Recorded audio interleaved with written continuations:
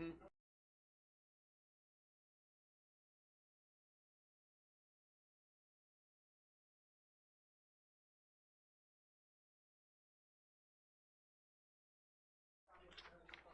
right, Steve, let's keep it moving.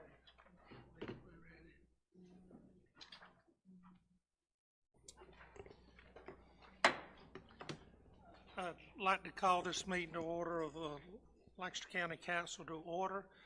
Welcome everyone here. I see we have one candidate, Sandy McGrary, that will be running for House District 44 this year.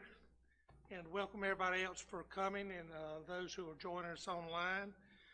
And with that, would you all please rise and join Councilmember Terry Graham as he leads us in the Pledge of Allegiance, followed by our invocation.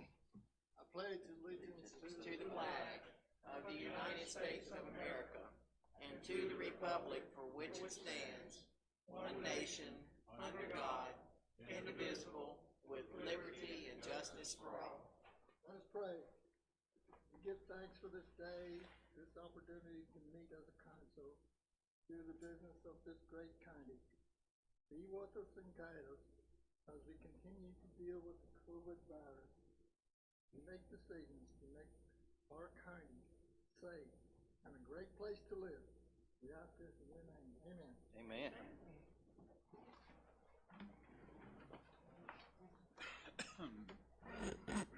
All right, let's move on down to our approval of our agenda. So moved. Have a motion from Ms. McGriff. To have a second. Second. Second from Mr. Carnes. Mr. Chairman, I would like to move that we move 8G to 8A in our agenda. Second. I'll second that. 8G to we have an amendment from Mr. Honeycutt, a second from Mr. Blackman. All in favor, raise your right hand. We have unanimous agreement on that. So we're ready to vote on our agenda as amended. All in favor, raise your right hand. We have unanimous approval. Tonight, we'll start out with a couple of updates, special presentations. Update on our COVID-19 response by Mr. Darren Player, Director of Emergency Management and our Fire Services. Mr. Player.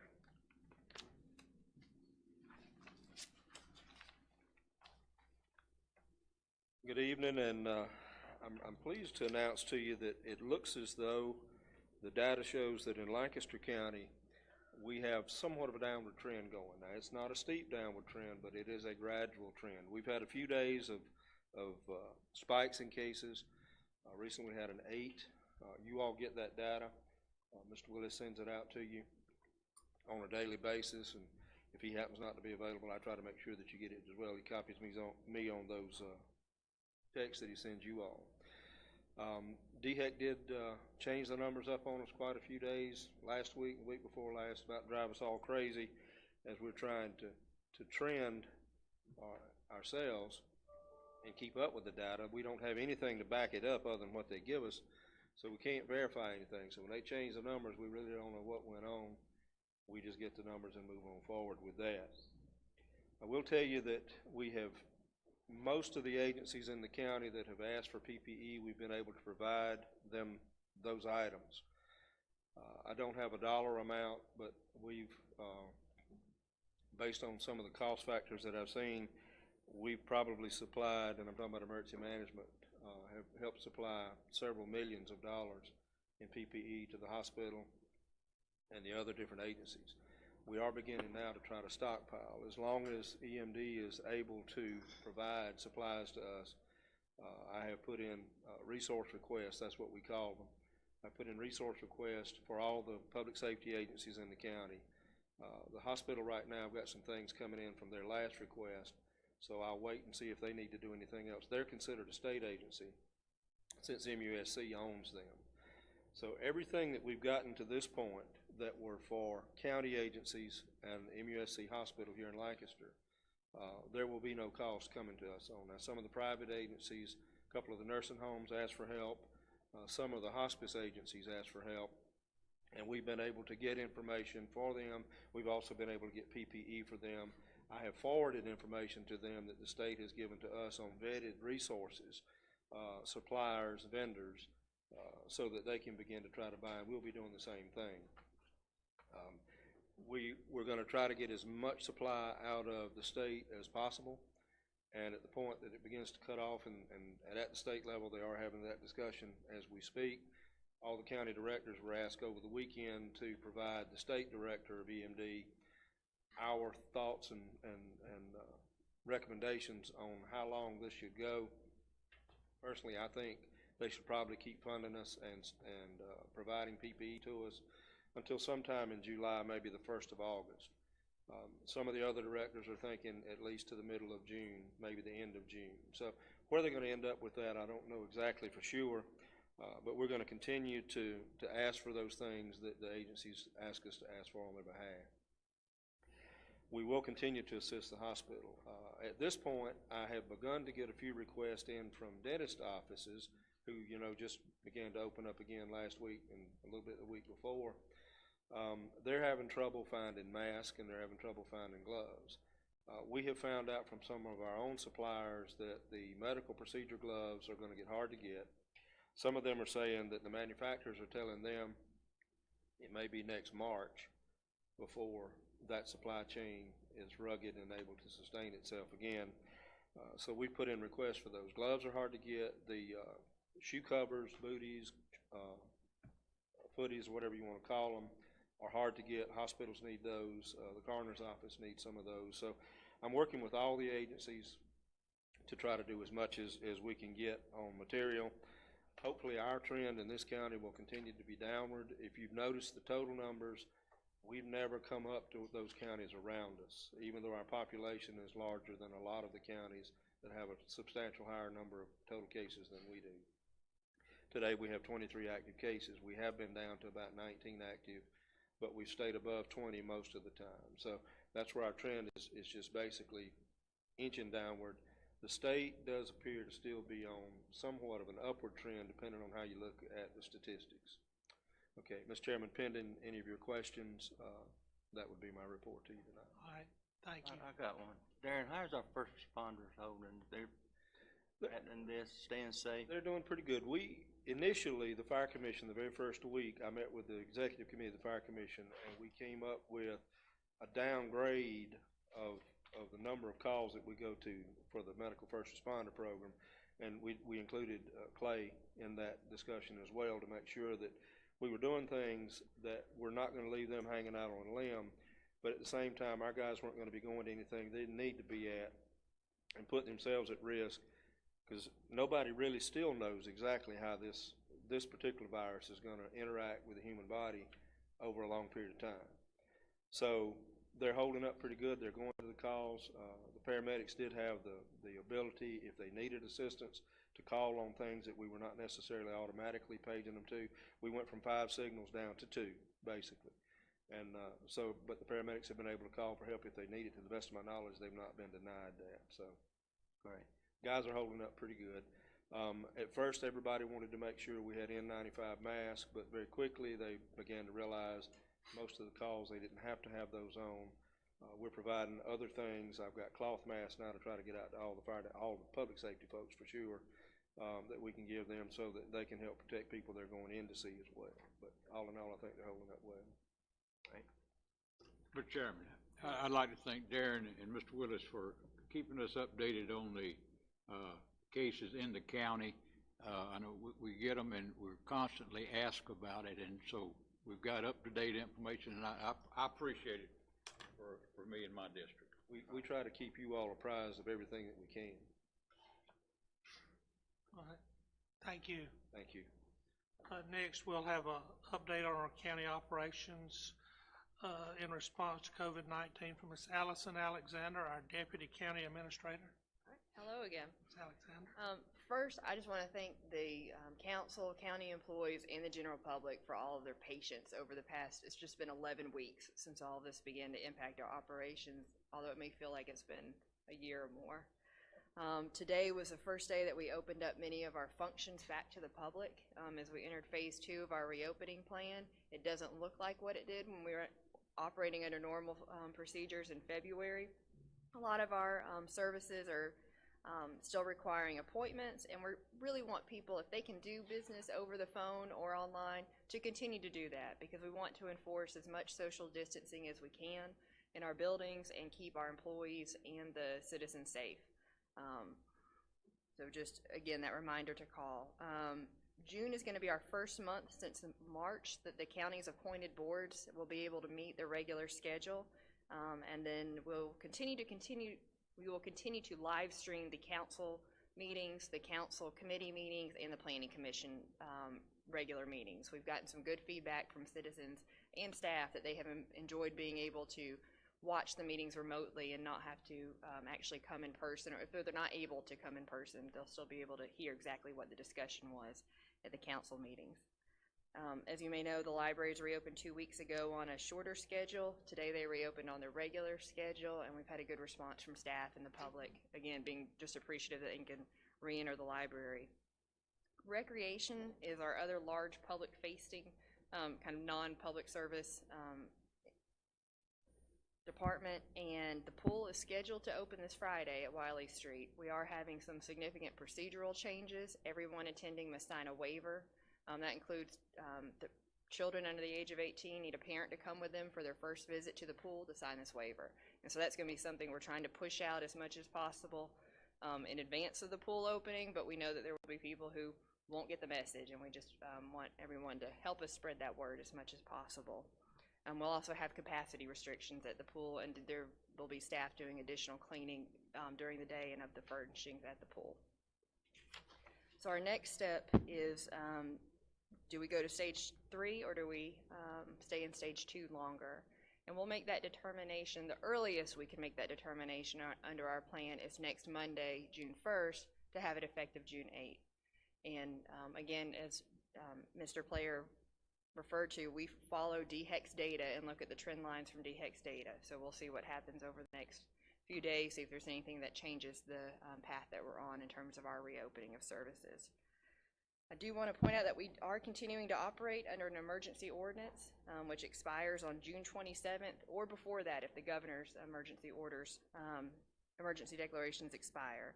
So we'll make a determination in consultation with Chairman Harper and the county attorney on whether or not we need to extend that ordinance at the before the next meeting, because June 27th is after our second June council meeting. But I am available to answer any questions. Thank you. No questions. Thank you.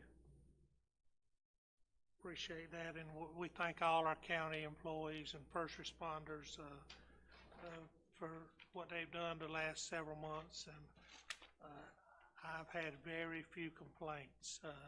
Great job. And let's move down to citizens' comments. Please, we now come to citizens' comments. Please bear in mind this is not a period of dialogue with council or a question and answer period. This is your opportunity to address council with your concerns. I ask that you address your remarks to council as a body and not into any individual council member. Please speak into the microphone, state your name and address for the record, and you will have up to 3 minutes to address council. Your time will not start until you have provided your name and address. We have a couple people signed up. Don, Padre, come on up. I'm sorry. Don, just your address. My name again is Don Padreberry. The address is 9989 Charlotte Highway. And I'm here to talk about an item on number 8, which would be item, I believe, number G on that agenda, on your agenda. And I'm reflecting back for just a moment to 20 years ago when I addressed the council when I was building Southern Spirits, and had to go through a lot of things to get that all accomplished. And we've come a long way as a county, and I'm here to tell you that I'm grateful for the business and everything that I've been able to enjoy in our county. I pay in sales tax to the county about $250,000 a year. and it continues to go up. And as one of the people from planning and zoning were in my office today, we were talking, and I said we need to keep Roy Cooper in North Carolina on our Christmas list because of all the business he's been sending into South Carolina, and we're very grateful for that. But the item that I'm here to specifically talk about is this rezoning and the purpose behind it. When I opened Southern Spirits 20 years ago, I started bringing lots of business into South Carolina from North Carolina. And right now I get about 12,000 people through Southern Spirits every week. The business that's here that's going to be building on property that I own, and that's why they're going to be talking, is in a corridor between Van Wyck Road and Highway 75, a corridor that's part of the Highway Overlay District previously that obviously the council has looked at with long-term thinking and knowing that that area will most likely and best be zone commercial. The project that these gentlemen are bringing to you is going to bring, again, a significant amount of more economic benefit to our county and for the entire county's use. I'm here to support this project and what it's going to be, as I was the first in Indian Land to put in a large retail business way back when. These guys will be the first to put in a significant project in this corridor between Van Wyck Road and Highway 75 and create lots of jobs, lots of good paying jobs, bring lots of economic benefit to the county in taxes and things that they will be paying. And so I'm supportive of that. And to that end, I wanted to focus for just a moment that my son and I have personally talked to 95% of all the property owners that are on Charlotte Highway, US 521, between Van Wyck and Highway 75. And those people are all in favor of the rezoning. As you know, or probably know, 500 acres in that corridor are up for sale right now. And the prices that these folks are asking for are all prices that are commercial prices because they expect the property to be rezoned for the economic benefit of our county. And they're wanting to sell their property for that. They're in support of this. As you'll hear from Jamie when he talks, he's got letters from at least 8 of the property owners that represents over 75 of the property, 75 of the acres, and there's more on their way. So this is a project that really gives Lancaster County a great restart in light of the coronavirus. Not only with it being a wonderful construction project and the jobs that it will bring, the people that they will bring into our county from Marvin, from Union County, and from Mecklenburg County, from Waxhaw, from all those surrounding areas will again present a significant economic boom for Lancaster County. And what has gone on in this county is really represented by this facility that you all are in today versus the facility that I first came and talked to the council in all those years ago. So I appreciate your time and hope that you folks see, as the Planning Commission saw, that this is a good project. That's why they've recommended your approval on a vote of 3-1. This is a good project that will be good for Lancaster economically and will bring the kind of jobs in future that we want to see our county have. If anybody has any questions, I'd be happy to answer. When we make our, when it comes up, if we got any questions, we'll bring you back up. I appreciate that. Okay. Thank you all so much, and God bless you. Nick Glom.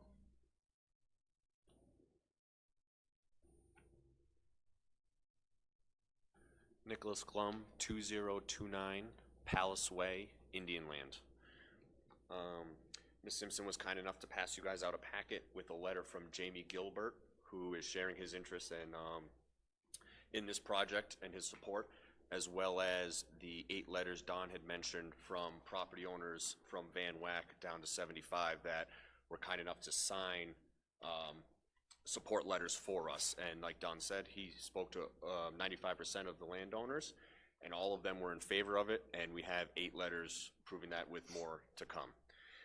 There's also those letters in the packet, as well as a little presentation that I put together. I know I have short on time, so I'll try to get through it quickly. There's some information about the land, where there has, there's other zoning in that area already, including general business and neighborhood business. 500 acres of it is for sale in that area, or already been sold at commercial prices, which is dictating that, there's commercial development coming on down the road in that area. As Don mentioned also, it's under the highway corridor overlay, which is also again dictating that it's for commercial development. There's a picture of the zone showing what was for sale and sold. I just want to make sure I don't miss anything. Some of the economic benefits discussed. We pulled a report from 2017 on annual revenue demand for Indian land, and a new automotive dealership was #1 on the list, with over $400 million in annual revenue demand, and that was back in 2017. So obviously now in 2020, it's going to be much higher than that, probably up around $500 million demand, and that's within a 20-minute driving distance from this property. So you can see that there's a very, very large demand, higher than any other retail business in that area. This will be the first new car dealership in Indian land, as well as Don mentioned, targeting and pulling in business from North Carolina that we don't have. Ballantyne, Marvin, Waxhaw, Weddington, Mineral Springs, as well as serving people in Indian land. More benefits for Lancaster County is it'll be $400,000 to $500,000 per year in sales tax, and that's just our estimated year 1 projection. $3.5 million in payroll for the 30 to 50 employees that we will be hiring in the first year. So as you can tell, that's a pretty substantial immediate pump into Lancaster County on the economic side of things. I've been working with Donna Hagans, who's been down here in Lancaster for a long time as a civil engineer, and she's done a fantastic job doing an example of how we would lay out the property with the building. And of course, everything is following what Lancaster Water and Sewer would like, with the 6-mile, 12-mile creek and the HERE splitters, and as well as complying with the highway corridor overlay. The last 2 pages are examples of the type of quality of building this will be. This will not be your standard or typical car dealership that you see. It will be, brick, stucco, stone, all high-quality materials, and will look, very, very nice, obviously in compliance with the highway corridor overlay. I myself, I obviously live in Indian land, and my kids go to the school, so living and working in Indian land is my goal, to be able to give back as much as I can. So the economic benefits are very large, and by living and working and my kids in the school, I want to make Lancaster County and Indian land, as great as I, possibly can with what little I have to offer. So this is a great opportunity to keep pushing Indian land in that area in the right direction, and providing the county with, many jobs and taxes. I will stay through for when you guys discuss this matter, so if you have any questions for me as well, I'd be happy to answer anything you have. Thank you. Mr. Willis, did you have? Yes, sir, Mr. Chairman, members of council, we had one electronic citizen comment, Mr. John Davis, with Express Oil Change. They have an application this evening. I believe it's a resolution for a conditional use permit. I believe y'all have, Sherry, they have copies of this, don't they? Okay. Just note they said they've been in business for a long time. They do not have any underground storage tanks. Do not have floor drains in their pits. Should not have any environmental concerns. But you have a copy of that, so just noting that for the record. All right. Thank you, Mr. Willis. That concludes our citizens' comments. Let's go down to item number 7, our consent agenda. Do I have a motion? Mr. Chair, I move to approve consent agenda items 7A, 7B, 7C, 7D, 7E, 7F, 7G, 7H, and 7I. Do I have a second? Second. I have a motion from Ms. Mossell, a second from Ms. McGriff. Any discussion? Ready to vote? All in favor? Raise your right hand. We have unanimous agreement on our consent agenda. Let's move down to 8. We moved 8G G up to 1A, I guess. First reading of ordinance 2017-1667 regarding rezoning property owned by NC Investors LLC. Applicant GS Property Investments LLC. Do I have a motion? So move. Have a motion from Mr. Blackman. Second. A second from Mr. Honeycutt. Mr. Burhans. Yes, thank you, Mr. Chair. This item before you is a proposed rezoning request for a single parcel totaling 8.3 acres. It is located on the east side of Charlotte Highway, just north of the intersection with 521 and south of Arrowhead Drive. The current zoning is low-density residential. The proposed zoning district is the general business district. It is also located in the highway corridor overlay. This is the same property that you heard a couple of members speak during citizen comments about. The applicant is GS Property Investments. Just give you kind of a brief overview. The subject property is outlined in the blue border. Again, it is zoned low-density residential and is surrounded predominantly by low-density residential zoning. It does sit generally across from Charles Pettis Road as indicated in the slide. Okay, just give you some more orientation. Looking directly at the subject property is the photo on your left. Looking directly across is the photo on the right. And the area is largely undeveloped, so the north or south viewshed is largely the same. It's predominantly a low-density residential or agricultural area of our community. Okay, so the comprehensive plan designates this area, like nearly all of the Panhandle area, as neighborhood mixed use, which is a very kind of a broad stroke planning designation that can be used to justify any just about any residential or commercial proposal. So when we kind of look at an area like this, that as the applicants mentioned during citizen comments, it is nearly entirely an undeveloped corridor between Van Wyck Road and the Highway 75 intersection. And so when we look for a major land use change, we have to kind of dig a little deeper. And so, what we look for is, it's predominantly a residential area.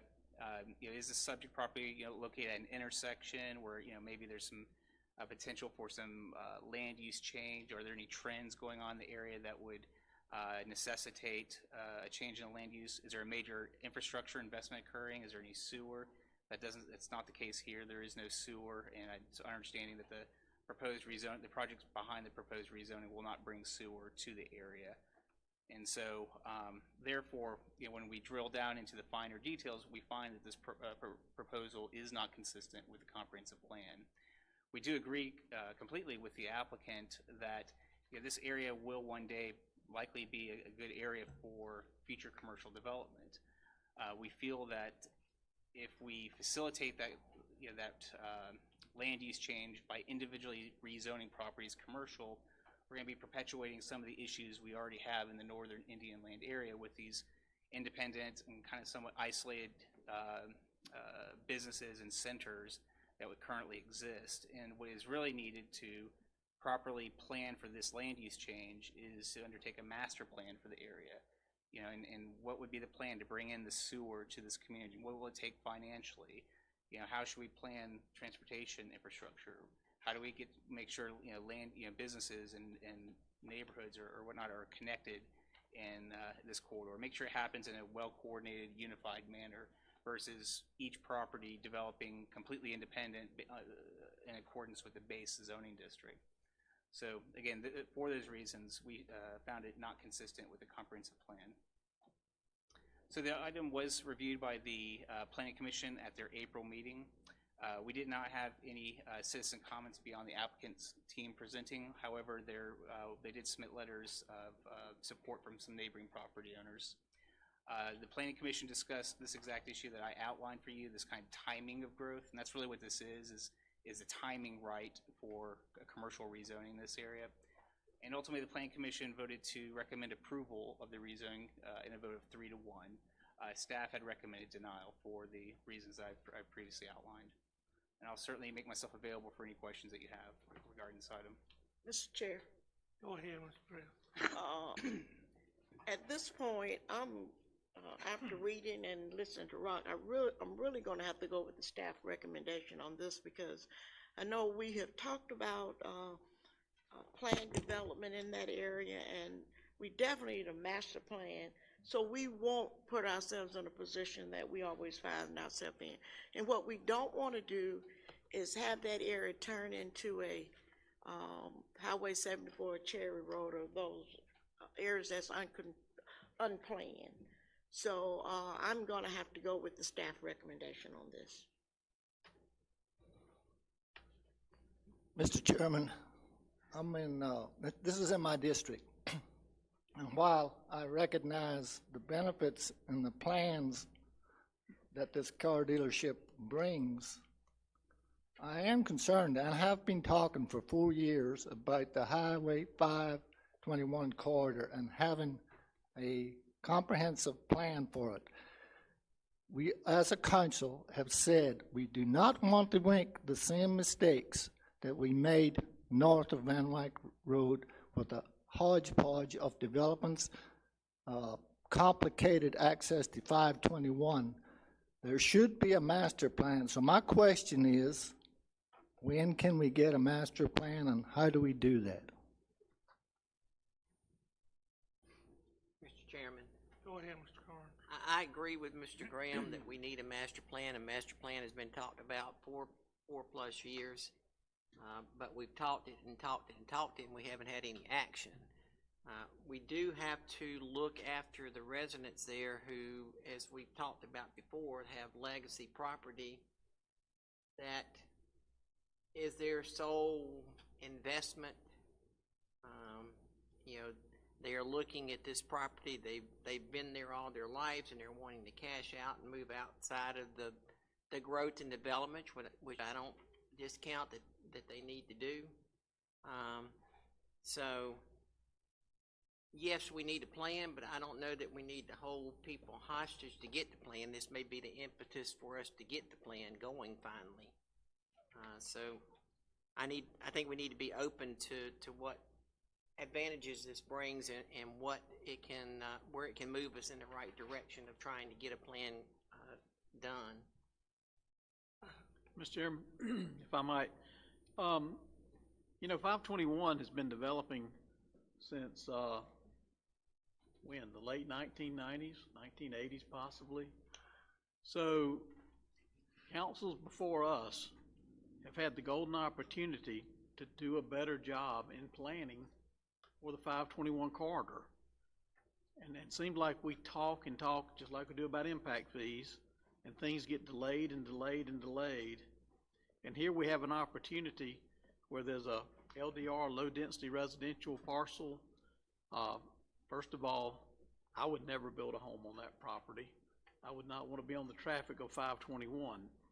But we have an opportunity to bring in a new car dealership to this area, and I just don't feel we should be holding up progress because of lack of planning on our part. I am very disappointed there hasn't been more planning done, and it needs to be done. And maybe this, like I think Councilman Carn said, this may push us to act a little bit quicker. But this project is here. I don't want to see us hold up such a major project as this just because we as county council or county staff have just let this whole idea languish. Prior council passed a UDO that was very complex. Why wasn't it taken into consideration in the prior UDO? The zoning designations and things of that nature. So I'm in favor of this particular application. Personally, you look at this and all we've heard is, used car lots in the Panhandle, and they've been eyesores. This thing will have to comply with the hill splitter. They got to go through that hurdle. The design criteria, as you can see, it looks like most of inventory and all will be behind the building, if somebody would like to address that. And I don't know, I know you probably don't want to disclose the investment, but are we looking at 10 million? Go ahead. Nick Glum, 2029 Palace Way, Indian Land. Okay. So, yes, most of the inventory will be behind the building so that it's not going to be seen from the road. You'll see that nice building and will comply with all of the overlay. This project's going to be, just the building of it alone, set aside from when the business begins, this is going to be a $3 to $4 million project, construction, and probably a good 9 months of work. And I've already dictated to the different construction builders that I want most of the subs that they bring in to be from Lancaster County. I said they're going to have precedence over, so if you're looking at concrete people, framers, roofers, I was like, I want the Lancaster County subs, vendors to have top crack at it. So there's going to be a lot of other business besides when the business actually opens its doors. I mean, it's a substantial project. I guess, what else? What was your other question in regards to the land?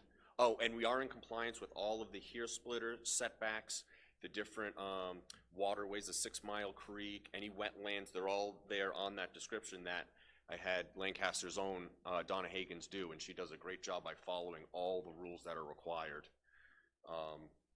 with those setbacks, and make sure we're not building where we can't be, make sure have the retention pond where it needs to be and everything. So I'm in total support of the county and want to go with whatever and work hand in hand with the county to make this exactly what the overlay dictates it to be, exactly what the county wants it to be. I'm not opposed to working hand in hand with the county and making it exactly what the county wants to see. And that's why we're going with the very high-end building.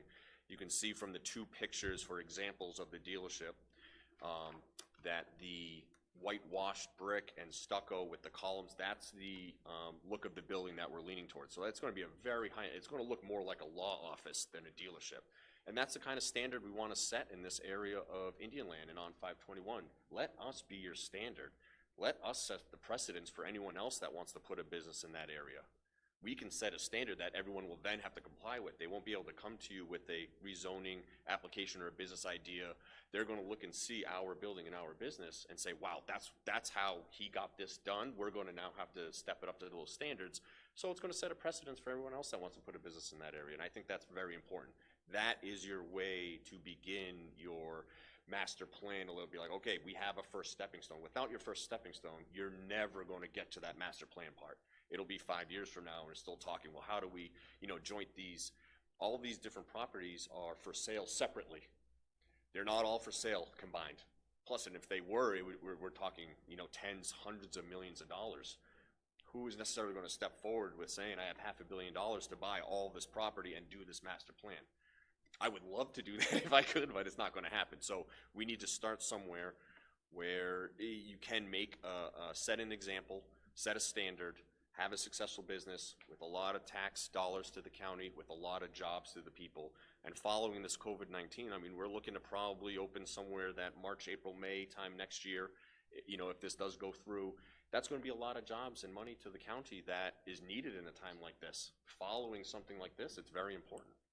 So, can you tell me about the access on 521? So there's two. So basically on either end of the property, there are turnarounds already. Median cuts, you mean? Yes, median cuts. I'm sorry. Yes. Yellow. So there's median cuts on either end of the property. So coming from either way, you can get to it. Obviously, having a medium cut where the entrance would be ideal, as well as possibly a light in the future. Well, we're getting enough lights on 521. Yeah. There's going to be one at Rebond. There's going to be one at 75. Mm-hmm. I'm not against your project. I think it's a wonderful project. My problem is that if we don't do this in a organized way, it's just going to be like Northern Panhandle. And you gave us all the information and emphasis we should have for a master plan. You got all these property owners want to sell them, and they should be able to sell them. But if we don't do it and it's all piecemeal, we're just going to get a hodgepodge of different businesses. So I'm gonna go back and ask my question again and that's not directed to you, but it's directed to the planning department. When can we get a master plan, and how do we do that? Thank you. Roger, I could ask a question. The comprehensive plan is coming up on its 5-year update. We're doing the small area plan. This is outside the small area plan. We have the 521 corridor overlay. Council's not landowners. We don't do master plans. So are you asking about the comprehensive plan? That is underway now. Well, whatever it takes. I don't care what it takes. I mean, that's so. There's nobody can come up with a plan. Right, you want to talk about the comprehensive plan? That's coming up. I'll be happy to address it. Update. We have one. So there's a couple things going on. We do have as Steve correctly indicated, we do have a rewrite of the comprehensive plan that's actually in the budget for this year's, and I think we received favorable feedback during earlier briefings on that item. So we can, one option is we can make master planning or small area planning this area a priority within the comprehensive plan. It so that we can make that like a little subset of it. The other alternative is similar to what we're doing with the Southern Panhandle area, is carving this area out and doing just a small area plan for it. The pro of doing the comprehensive plan is that you just wrapping it up into an existing study. Probably maybe a little bit better financially because it's again part of a larger project. The downside is that comprehensive plans take a long time to go through. You're comprehensive planning the entire community, so it could be an 18 to 24 month process easily. I can tell you we already have another rezoning in the queue for this same general area that'll be on the June Planning Commission agenda. So I'm afraid how many more requests you may be getting in within the next 2 years or more. We can certainly, if directed by council, we could initiate a standalone small area plan. We would need to research funding for that, but that is something we can do, or possibly even expand the small area plan that's already underway for the Southern Panhandle. I have been part of the small area plan for at least 3 years. What have I got out of it? Zero. Did I make comments that should run and be expanded? Yes. Were they listened to? No. So I don't think, or my confidence level in the staff or whoever doing a small area plan and getting any meaningful results, zero. Mr. Chair. Go ahead, Mr. Regardless of the comments around, we have always said that we wanted to do plan development. If we start now allowing businesses, and it sounds great, and I just wish it was zoned properly for them to do it, but at this point, it's not our responsibility to satisfy a business. It's our responsibility to satisfy the area. And if we're going to make a decision, let's make a good decision that's going to benefit the entire area, not just one business. And we hire staff to bring recommendations to us. They have brought a recommendation of denial. We pay them to do this. We're not experts. So when they come to us with a denial and they're following the comprehensive plan, I'm going to listen. I just hate to see us lose such a high quality project. If you look at the property that's available north of here, I don't see many tracts where you could put a new car dealership. And, Indian Land has plenty of gas stations. We have plenty of dollar stores and restaurants, but we are lacking in this type of business. And with the requirements that are placed upon them, with the overlay being in the overlay district, this will be a building that will be there, and it'll be set up properly with, you won't see all the cars in front of it. The inventory will be in the back, well landscaped according to the UDO. And the economic benefit that Mr. Gilbert has signed, I just hate to see us lose this project. That's my personal opinion. But it'll be up to council. And do remember, this is a 3-reading ordinance. If there are questions that somebody wants answered, you know, you can vote it down on you can vote it down on the first. But I would ask that that this possibly move forward with any questions that need to be asked. I think we're ready to vote. All right, we have a motion for approval for Mr. Blackman, second for Mr. Honeycutt. All in favor, raise your right hand. We have 5 for, all those opposed. We have 2 opposed. First reading of ordinance 2020-1667 passes by a vote of 5-2. This will be on the non-consent agenda. And if anyone has any questions for staff, please direct to them for the next meeting. Let's move back up to 8A, Resolution 1092-R2020 regarding approval of a conditional use application to permit a minor auto repair business. Do I have a motion? Mr. Chairman, before we make the motion, I would like to recuse myself, as I'm the vice chairman of the company that actually is the landowner for this parcel. So I'm going to step away. Okay. All right, so Mr. Blackman's going to recuse himself from 8A. Do I have a motion? So moved. Have a motion? Second. For Mr. Honeycutt, second for Mr. Mosteller. Mr. Burhans. Yes, thank you, Mr. Chair. So before you is a proposed conditional use permit application for a proposed Permit Express oil change and tire center. The property is located on US 521, just north of Doby's Bridge intersection. It's actually located directly in front of the Lancaster County Indian Trail Service Center. The zoning is General Business District, and the applicant is John Davis. And the subject property is before you and outlined with the blue. The Indian Trail Service Center, for reference, is immediately to the left. And again, you can see it's predominantly a commercially developed area. Okay. Looking directly at the subject property is a photo on your left. Turning around and looking across 521 is a photo on your right. And again, looking north on 521 is the photo to your left, and looking southward is the photo on your right. And again, just to give you a kind of a conceptual viewpoint of how the site will be developed, a concept plan is required for all conditional use applications, and before you is the proposed one for this project, and it will have to comply with the highway corridor overlay standards, being that it's in the overlay district. Okay. The project was reviewed at the April Planning Commission meeting. We did not have any public comments, and the Planning Commission was unanimous in recommending approval, subject to compliance with the TRC comments provided by staff.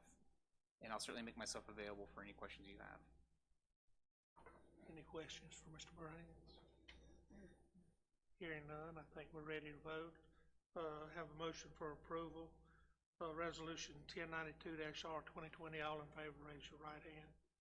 We have 6 for and 1 recusal, ever how we need to write that up. Would get Mr. Blackman, please.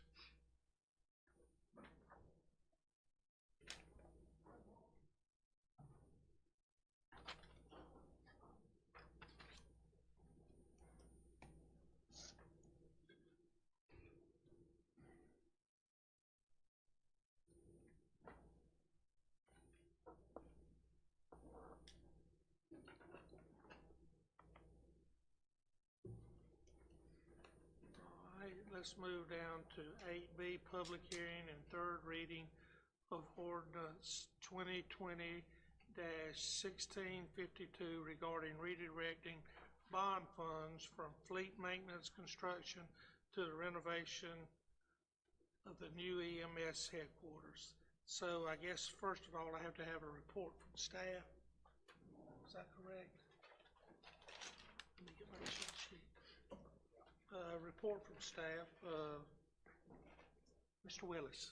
Mr. Chairman, members of the council, there's no change on third reading from second reading. Council's previously approved this 7-0 as indicated in the title. This is redirecting some funds to fund the construction at EMS headquarters, renovation of an existing building. It's on non-consent agenda tonight, simply before the public hearing. Any questions for Mr. Willis? Hearing none. We have a public hearing. Did anyone sign up? If anyone would like to speak on this matter, please come forward, state your name and address for the record. Seeing no one would like to speak, I'll close the public hearing. And I'm looking for a motion to bring this matter to the floor. Motion to approve. I have a motion for Mr. Carnes. Second. Second for Ms. McGriff. Any discussion? I think we're ready to vote. All in favor, raise your right hand. We have unanimous approval. Third reading of orders 2020-1652. 8C, first reading of ordinance 2020-1663 regarding amending the county code related to the composition and operations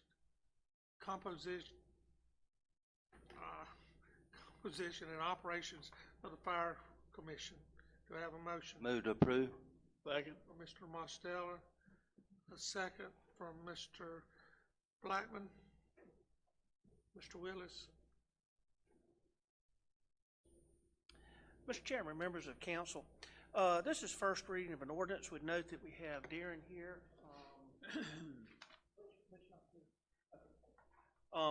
But would note that this has come with a positive recommendation from the Public Safety Committee, the Fire Commission, and the Fire Chiefs Association. So if you have any technical questions, would refer you to Darren. Basically, this makes 3 changes: removal of the prohibition on career staff serving on the Fire Commission. This has grown to be more problematic, particularly in the Panhandle, as we have departments that are becoming combination departments where you have both career and volunteer members. So it would remove that current prohibition. Would provide that while at meetings, members may not be compensated. This makes sure that we are having people in a volunteer status serving. They could be career folks, but at that meeting, they would be serving in a volunteer status. The last one, probably the most important one, would provide for alternate members and limited voting up to 4 meetings by the alternates. Currently, we have a situation where if a member of the Fire Commission could not attend for whatever reason, out of town, family commitment, or whatever, that fire department's unrepresented. So one of the things the Fire Commission wanted to do is to have a provision so that you could have alternates there that could vote. Currently, they have an alternate that can show up and they can comment, but can't really vote. So in essence, the fire department's unrepresented at that particular vote. So have those 3 changes. Would note that the alternate is only limited. Can't just have the alternate take over. You're going to do that, you got to come back in front of the council and get appointed as a member of the Fire Commission. So it is limited to 4 meetings. Those are the changes as indicated. It does come with the recommendation of Public Safety, Fire Commission itself, and the Fire Chiefs Association. Any questions, Mr. Willis? Any comments? Thank you, Mr. Willis. I think we're ready to vote. All in favor, raise your right hand. We have unanimous approval. First reading of ordinance 2020-1663. Let's go down to first reading of ordinance 2020-1664 regarding amending the FY 2019-2020 budget. Do I have a motion? Motion to approve. Motion for Ms. McGriff. Do I have a second? Second for Mr. Honeycutt. Mr. Willis, Ms. Thompson, Ms. Bell. Go ahead.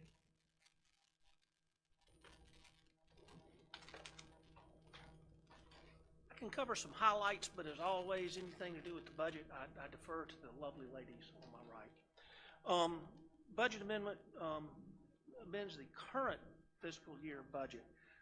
Two main things we're looking at is amending so we can cover the self-contained breathing apparatus purchase that council previously approved, and some additional funding for the capital project sales tax library expansions that, again, council has previously approved. That is out of the capital project sales tax. SCBA is out of general fund. And Kim, Veronica? As Steve said, this was previously approved via resolution, both separately, one of them in December and the other one in February, and we've already spent the money. This just allows me to actually go in and amend the budget, so it's just a follow-up to that prior resolution. Mr. Chairman, just an observation. We've done this before, at least since I've been on council, a year and a quarter now. When we approve something like the self-contained breathing apparatus, could we not have a joint motion that would accommodate both approval of the purchase and the budget adjustment at the same time? Would that not be, Kim, you might not like that idea? Well, this is really a legal thing, but I think I can, amending the budget is 3 readings of an ordinance and a public hearing. The other is just can be covered with a resolution, so that's why you can't do them together. Typically, we try to not do those resolutions at all and just amend the budget, but if you recall, we were on a tight timeline with that SCBA. There was, Steve can speak more to that. And so we had just passed a budget amendment, or we were already on 3rd reading, I think, when that came, and the public hearing had already happened, so it wasn't possible to amend it at that time. It would be my preference that we just amend the budget when we make these changes and do the 3 readings prior to making the purchase, but sometimes it doesn't work out that way. Thank you. Any more questions? Okay, I think we're ready to vote. We have a motion for approval on ordinance 2020, first reading 2020-1664. All in favor, raise your right hand. We have unanimous approval. Let's get down to our budget. First reading of ordinance 2020-1665 regarding approval of the fiscal year 2021 budget. Do I have a motion? Motion to approve. Motion from Mr. McGriff. Have a second? Second. Second from Mr. Carnes. And just for all those that are out here, it might seem like we might be going through this budget pretty fast,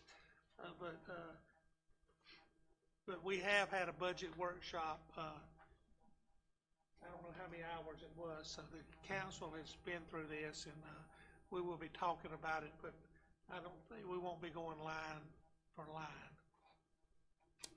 With that, Mr. Chairman, I'd like to make a motion to amend the budget to add 2 positions, position of deputy coroner and position of deputy or assistant probate judge.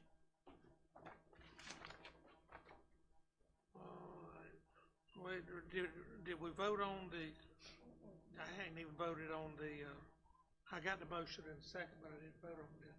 Well, All right, wait a minute. Okay, let's let the staff, you wanna let them talk first before we make an amendment, or you wanna go ahead and make that one in. Add deputy coroner. A deputy coroner and an associate probate judge. Do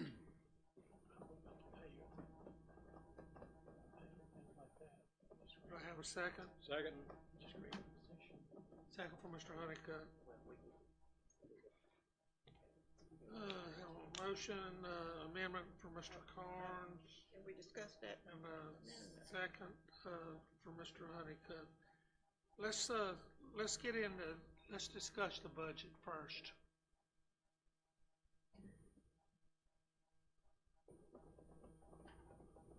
Yes, Mr. Chairman and Council, I appreciate that, because we are going to have some discussion about stormwater. We also going to need another motion to amend to carry forward certain funds in this year's budget into next year's budget.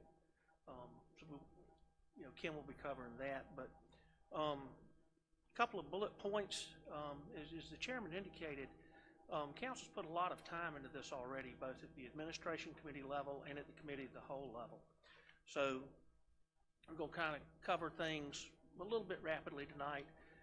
Some of the questions that you posed at the committee of the whole, responses are there for you. If you have any other questions, and please let us know if anything comes up. We certainly want to have it amended for second reading, because that's the one where we have the public hearing. We like to make sure we kind of have it in pretty much final form for the public hearings. Before you get into explanation, Steve, in previous years, you've given us a priority list that if we're going to approve anything, it's listed in priority. So I'm not understanding the motion on the amended motion as far as deputy coroner and probate. Do we have a priority list that you're going to present? The priority list is what's in the budget, and that's only 5 positions. Yeah. So you have nothing else other than we can choose from? We have one that is going to be talked about at administration committee, an EMS data manager. I anticipate that coming back at second reading, but that's something that we have to discuss at administration committee first. So were these 2 positions discussed did we discuss these in our budget? I know they were on our list. They were discussed in the standpoint of they're not included in this year's budget. They're not included. We did have It's a critical position we're I know going we to had look at next year. Okay, so let me clarify this. Brian is making a motion to include these into our first reading. That's what you're doing? Yes, that's correct. Okay. And some of this we'll probably cover in some of the bullet points I want to talk about before we turn it over to Kim and Veronica. Current budget is going to look an awful lot like, the proposed budget is going to look an awful lot like the current budget. Other than some minor changes that we've discussed at the committee of the whole level, there's not a whole lot of changes. One of the things that we're tasked to do, we're looking at bringing a budget that does not have a millage increase. Now, certainly millage increase is available. If council desires to add additional things to the budget, as long as you're willing to provide the revenue by increasing the millage, can be done. But one of the things we were tasked, try to bring a budget that doesn't have a millage increase, and that's what we've done. As I indicated earlier, we remain in sound financial shape with adequate reserves, financial plan, AA bond rating. The proposed budget will maintain quality service to our citizens, but over time, having a budget with no millage increase is something we can't look forward into the current year. The current budget does include no operational or capital millage increase. I would note debt service millage is something we're still working on with the auditor. Should have that for second reading. But there is no operational or capital millage increase proposed. Would note that for the local option sales tax credit factor, this is something normally y'all are used to seeing about this time. Given the current financial situation, our tax advisor is not comfortable providing an estimate on what the local option sales tax credit factor may be. We're planning on bringing that in August. Something has to be adopted prior to the tax bills going out, but that is related to how much of the local option sales tax credit factor is used to offset the property taxes. So we plan on bringing that in August. I just mention it because you're used to seeing it now. Given the financial upheaval we're in right now, it's advisable to wait.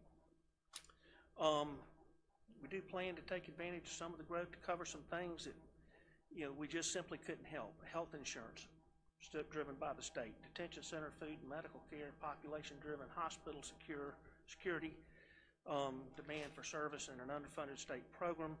Solid waste costs, again, commodities are changing. We're not getting the income from the recyclables we used to, and we're getting charged a lot more on some of our inert. So those are some of the things that we're going to have to take a look at. Few discussion points. We're underway with the initial phase of fundraising for the animal shelter, but as I mentioned at Committee of the Whole, given what we're facing with economic times, I'm not confident we're going to be able to fundraise the whole thing. We may have to absorb some of that furnishing fixtures and equipment cost within the general fund. Capital projects, we're planning on looking at moving forward with what we have underway now. After that, take a hiatus. Let's see what the economy's going to do. Let's take a little bit of a breather on some of our capital projects. We do have several positions that are being proposed, but as Kim's going to mention, I'm requesting that we hold off on filling some of those until we see what is going to happen with our revenue. Some of these, for example, the RO Register of Deeds Recording Specialist, Building Department Residential Plans Examiner. If we're not seeing some of the revenue come in, we're going to hold off on recommending filling those positions. The animal shelter positions going from part-time to full-time. Whenever we're ready to move in the shelter, we'll have to take a look at that. We have 2 deputy positions coming off grants, but until those, they actually come off the grants, we're not going to fill them. So we're trying to be very, very conservative with some of our personnel needs. Budget does not include funding for this year moving forward on the classification and compensation plan. Just couldn't afford it. That's one thing we're going to have to hold in abeyance until next year. As previously discussed at the committee of the whole level, I'm requesting that we do not move forward at this time with a 2% cost of living adjustment. We're going to have to take another look at that.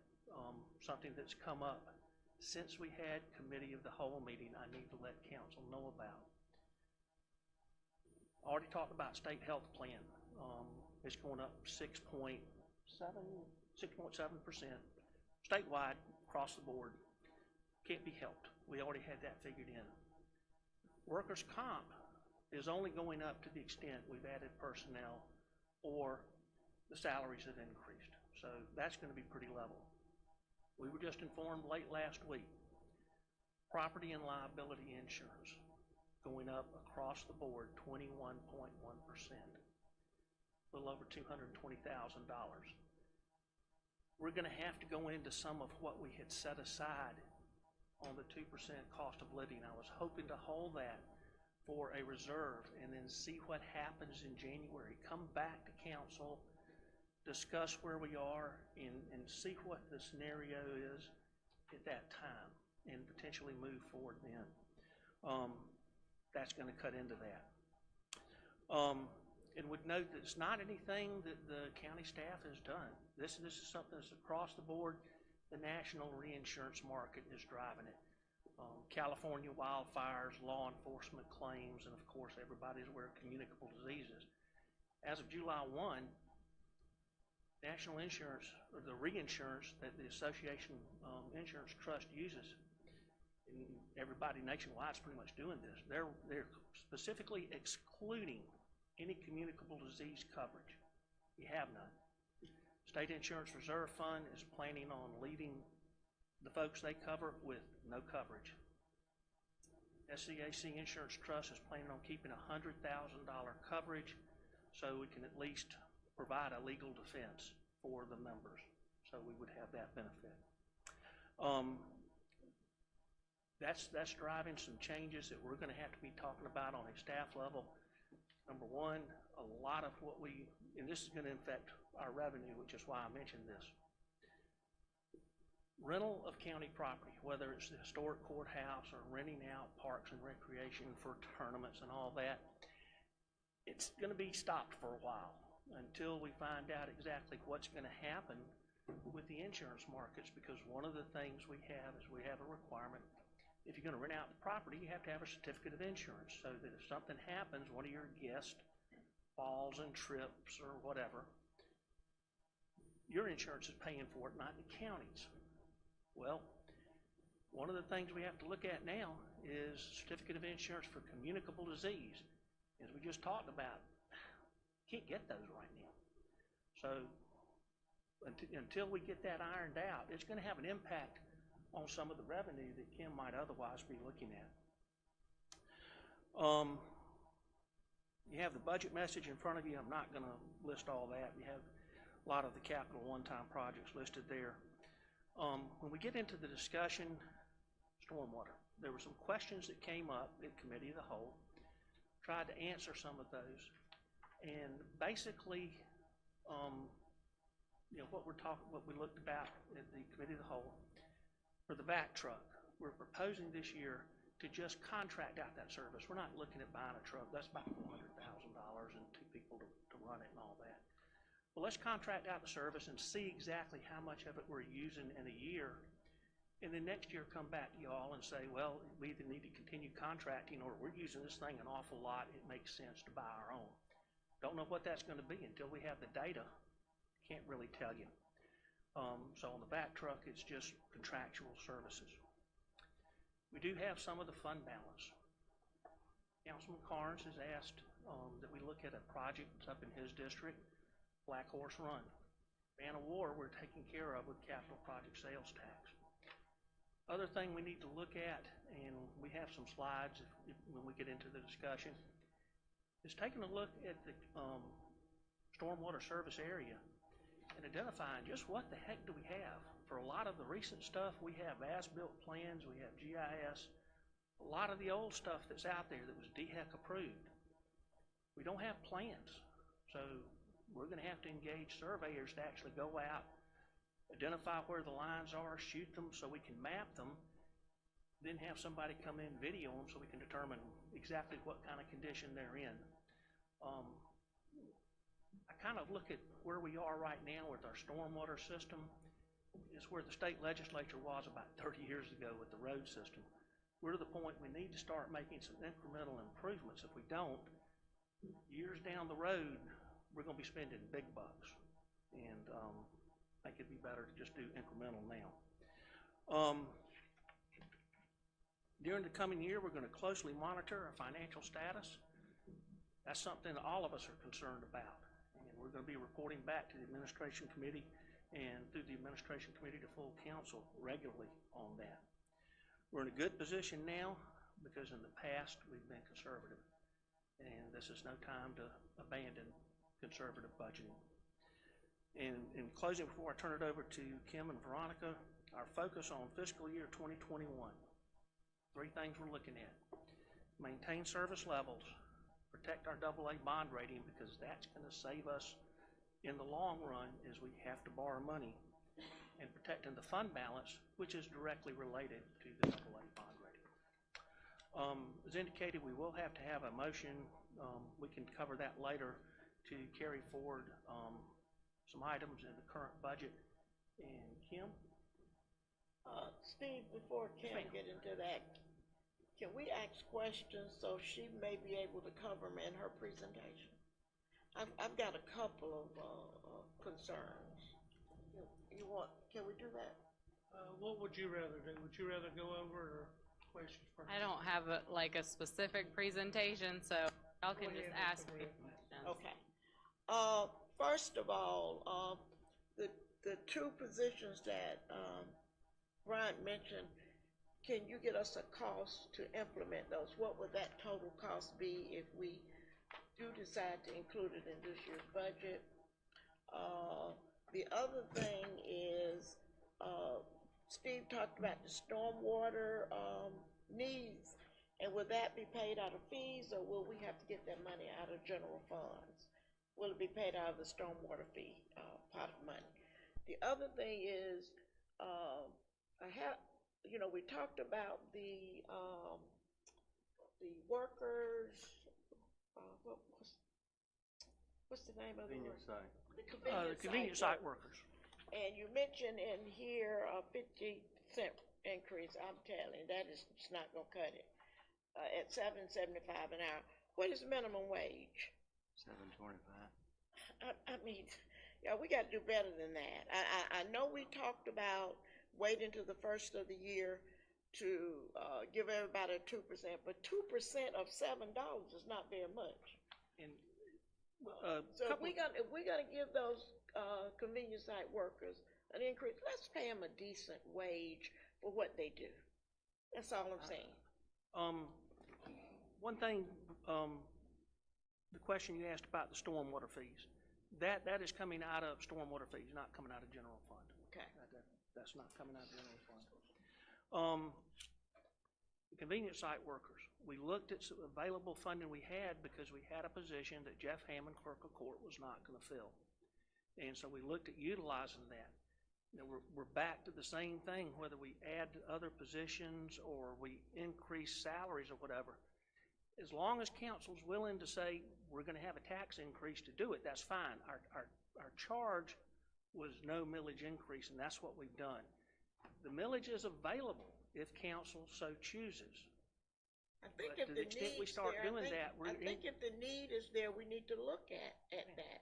Because right now, we've got two positions that are critical, assistant probate judge and a deputy coroner, and then we got the convenience worker totally in the mud at $7.75 an hour. That's embarrassing. I mean, so we really need to look at a tax increase, if that's what it's gonna take for us to get to a decent, Kim can cover that, but when we start adding things into the current budget, because it's very, very tight, and we tried to live with the charge we were given, you're looking at a tax increase. Mr. Chairman, I got one comment. I talked with one of the attendants in Chester County, and just to try to find out what our neighbors are paying their guys, and they at $9.20 an hour in Chester. York County's at $11.54 for their people.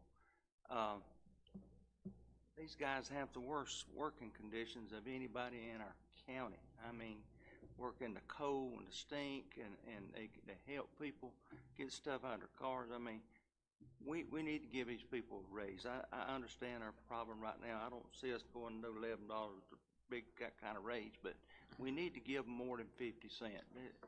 Regardless, if we don't have it now in January, I would like for the admin committee, somebody to come up with a way of giving these people a decent raise.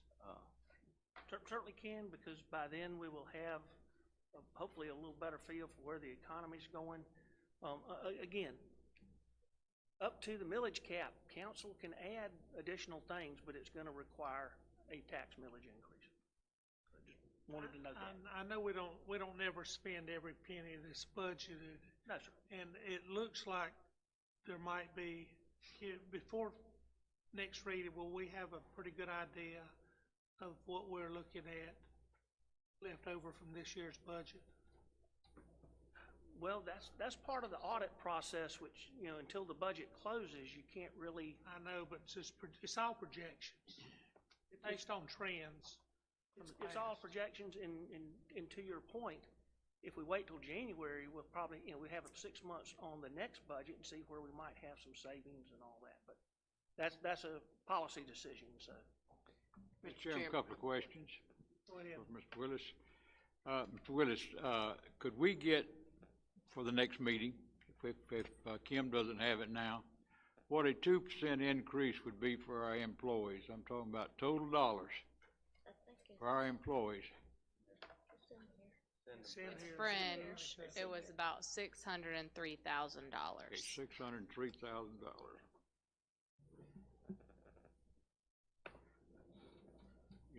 Our employees also hurt. That's the greatest asset we got is our employees, and I would hope that we can do something. If we can't do 2%, I hope we could do something for them. We got a great bunch, and we need to take care of them. Second thing I got is stormwater. How much money do we generate in a fiscal year from stormwater fees? I'd have to look at the budget. I couldn't tell you off the top of my head.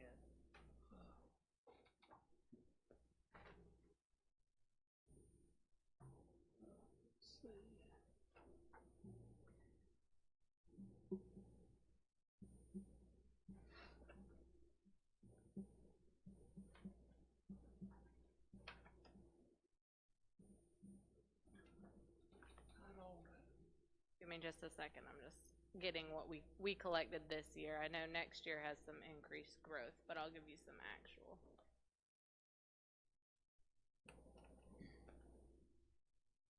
So within the current fiscal year, we collected 1.3 million. 1.3 million, and how many employees we have? 6. And their salaries are paid out of the stormwater fees. Is that correct? Yes. The building we rent, that also comes out of the fees. Yes, sir. Yes. So that doesn't leave us too much, does it? Well, we have several years accumulated, and that's one of the things we were going to talk about. in stormwater, some one-time projects with one-time fund balance that could be considered in stormwater, but certainly not recurring. So how much are we carrying over? What do we have left? At the end of the last fiscal year, it was, I think, 965,000-ish. And then I projected it to be somewhere around 1.3, increased to around 1.2, 1.5, the spending was last month. The one thing to keep in mind, that is a separate fund. So when you're looking at maintaining the 28 to 32% fund balance in that fund, you're looking at a little less than 1 million, roughly $1 million in available funding for one-time projects. You can't use the whole amount because you've got to maintain the 28 to 32%. So that was gonna be my next question. We will have money available for some of these major projects that we've got going on up there. Yes, sir. If the council approves, yes, sir. Mr. Carnes, would you give us your insights on taking care of some of these projects, you or Mr. Graham? I know it involves all of us, but... I don't know, we're probably going to have a slightly different take on this. Well, Mr. Graham and I have talked about it, and I don't disagree with his opinion. I just, knowing past experience, it's going to be little to none that he's going to get what he wants. I'm being more realistic about the fact. We have two culverts in Black Horse Run that pretty much overrun the road anytime we have any significant kind of rain. And if we have significant downpours, then we have half of the subdivision that is blocked. Nobody can get in and out because there's that much water going over the road. I'm surprised the roads haven't washed away like some of the ones we've had in other parts of the county. We've got approved as part of the first capital project sales tax, one of the roads was going to be resurfaced, and the decision was made there's no use to resurface that road without replacing the culvert on that part of the road. Basically what you have in Black Horse Run is you've got a road that comes in, you hit another road, comes down, and then it comes back into another road. Well, the bottom road is the one that's going to be fixed. Man of war, yes. Right. So the one on the upper end, the leading end, is the one that needs to be also fixed. And Brian, do you have an estimated cost for that yet? it's in this handout. I think it's about $750,000, something in that neighborhood. Yeah, estimated budget $750. 750 to 8. We might be able to get it a little bit less if it was done at the same time that we're doing the other project. We might be able to get a break with mobilizing equipment, stuff like that. It could save some potential one-time cost mobilization and all, yes, sir. So, and we've had a lot of discussions about the drainage here, and the state takes the tact of we're not contributing, they being the state are not contributing to the stormwater runoff from their standpoint because they haven't added road capacity. The county is the one that's contributing to all the stormwater runoff with all the development that we've approved. And, you know, someday, and hopefully we never get to that, but we may have a life safety issue that may come back and bite us because we're flooded, can't get people in to answer calls and stuff. And like I said, that may be something when we get to that point, because that's one of the special funds, and we allow Kim to do her summary on general fund revenue and expenses, and we can hit the special. So do I get to have my 2 cents? Oh, up to the chairman. Yes, sir. Or maybe just 1 cent? Go ahead, Mr. Graham. My thoughts on this is the Panhandle residents pay a fee for stormwater. That stormwater was supposed to be for implementation of the DHEC requirements. When we talk about doing repairs, and you're asking the Panhandle residents to solely bear the cost of that repair, you should be asking the rest of the county to pay if there is a culvert that fails in Kershaw or down around Heath Springs, the county pays for that. So you're asking the Indian land residents to pay for that also. It's a philosophical question, but it's a double taxation, and it's unfair. to the people in the Panhandle. And it's certainly philosophical. The only thing I would note is that, for example, down in Heath Springs on Fish Hatchery Road, that road's been closed for going on 4 years. Culvert failed. We don't have the funding to fix it, and it just ain't getting fixed.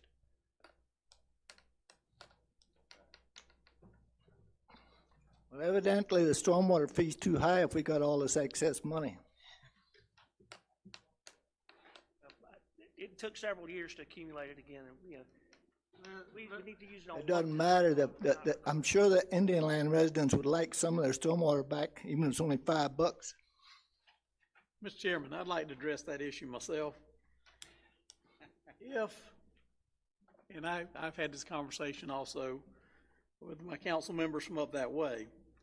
You know, if there's a culvert that is properly sized, that is just worn out over the years, yes, I think all the taxpayers of Lancaster County need to bear that burden. But if the development has caused the excess runoff, and now we find that culverts are undersized because of the development that's causing the excess runoff, then I think that needs to come out of stormwater runoff fees. I think that's the only fair way to do it. And I would defer judgment on those kind of calls to Mr. Cato or Mr. Willis. I would trust their judgment. If it was sized properly and it just wore out, we need to bear the cost. If it was undersized, if it's undersized now because of development, then it ought to be accompanied in the stormwater runoff fee. This council, Alan, I would agree with you, but this council is the one that approved the developments, not. All right, let's keep moving, and let's let Ms. Belk and Veronica, Ms. Thompson make their presentation, and we'll get back to the stormwater. And if somebody wants to make a motion one way or the other, they can do that. Thank you. Go ahead. In considering what we're planning on, or what council wants to do with this budget, we did set, or we got the debt millage from the county auditor, and it is going down a little over 3.6 mils. So consider that when you're looking at the budget. The debt service millage is going down.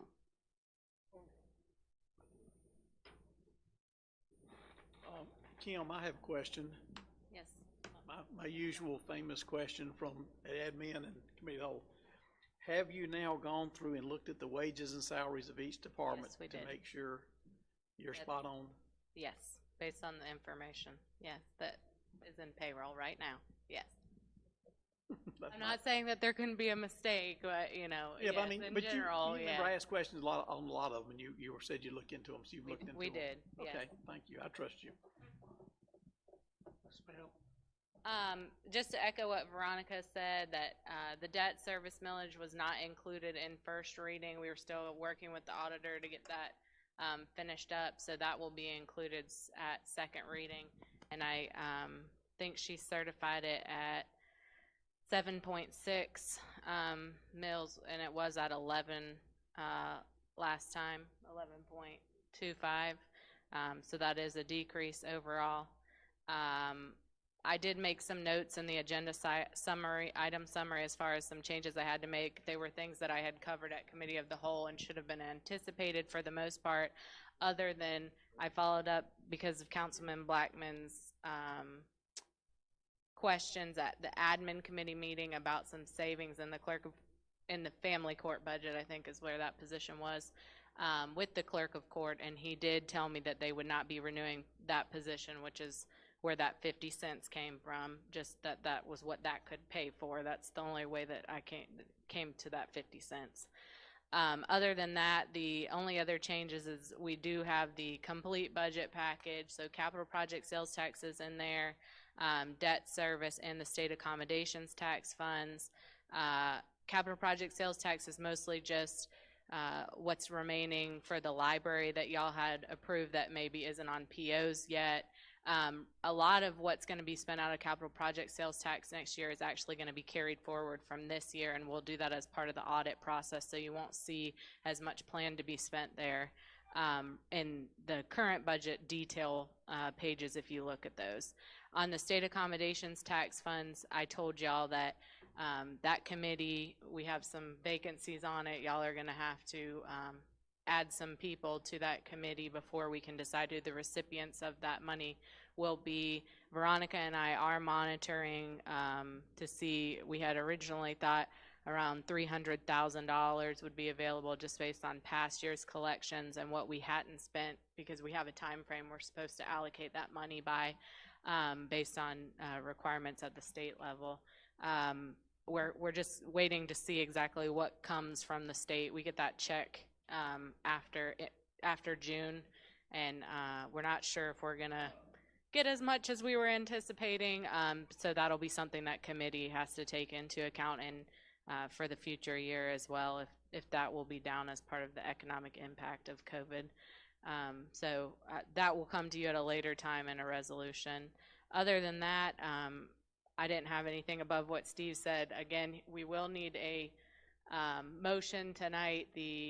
He mentioned that there's a carry forward, just one, the Lennar property. We had amended the budget to do the $2.3 million for the land purchase, and I think we're not going to get that in before June 30th, so I'll have to have y'all add it into next year's budget, and it's not currently included. So again, if someone would make that motion to move Somebody make that motion right now.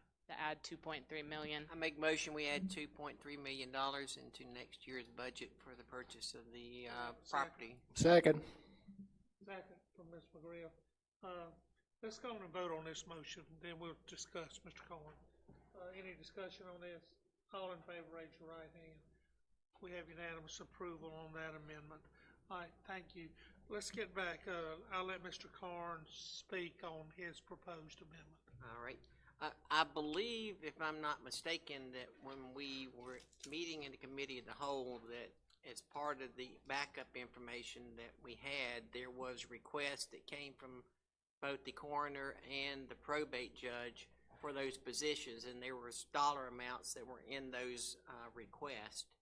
So as far as knowing what salaries and everything would be, that was in that budget submittal package. Yes, it's in the budget submittal because it was not included in the proposed budget. We would have to look that up. So, but we certainly, would have the salary plus the fringe data for those positions. And the reason why I asked that question is, I'm sure we could calculate it from our books, but I thought Kim could calculate it from what she had. But remember when we increased the budget of the elected officials, that we can't change that or pull any money back. That is money that stays there forever, right, Steve? Am I Well, for the coroner, coroner is an elected position. Yeah, and probate judge.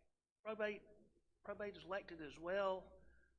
This also falls under judicial, so there may be some other hamstrings there. But if you give the positions, I wouldn't look for ever getting them back. No, ma'am. That's what I want to understand, is that once we give it, we can't take it back. I don't think we'd have to worry about wanting it back, because I think the number of deaths in the county are just going to keep on increasing, which is going to keep increasing the workload in both of those departments. And both of those are population driven. I just wanted for information folks to know that, because we don't know how the economy is going to go. And if we don't want to add it in for a whole year, then we could at least look at putting the positions in place starting in January, so we'd have it for a half a budget year cycle. And we certainly could, because we're already planning on coming back to council in the December, January time frame anyway. To see where we're going with this. I think January would be an opportune time to look at. I would support January as well till we see what the budget's going to do. The cost of those positions for the deputy coroner, it's about $70,000 with fringe benefits, and on the associate judge, I believe Dee submitted her request for a part-time, not a full-time. That's what I have in my records, but the total cost of that was, because it's an attorney is what she'd be looking for, was $83,458 with fringe. I can go back and double check that with her, but that's what she submitted. Mr. Carnes, would you like to leave your motion, your amendment the same, or would you like to do to withdraw it and state another one? I'll modify it to say that we should look at doing starting the positions in January, so it'd only be a half a year's salary. I'll second that. Legally okay? We're good with that. All right, Mr. Carnes has modified his amendment for these positions to start in January. So we will look at that. If the money's there, we'll do it. If not, he'll have to come up with a different funding source. Correct? We're not voting to do it in January, we're voting to look at it in January. To look at it in January, that's what you're saying, Is that what right? you stated, or you? Well, if we don't put money in the budget to fund it, there definitely won't be money in the budget in January to do it, so. The motion, and I defer to John Holmes, I believe the motion is to direct staff to bring this back to council in the January timeframe. Yeah, the original motion was to add the positions. Mr. Carnes probably correctly could restate his motion, right? Because the intent appeared to be consider it for a January position, but in clarifying it here and talking about, do you want it added as a half-year position to the current budget? Yeah, if we don't add it as a half-year position, we're not gonna have funding for it. I mean, we can in January say we still don't have funding for it, or we don't wanna add it yet, but at least it's in the budget at that point in time. And it'll only be half of the annual cost.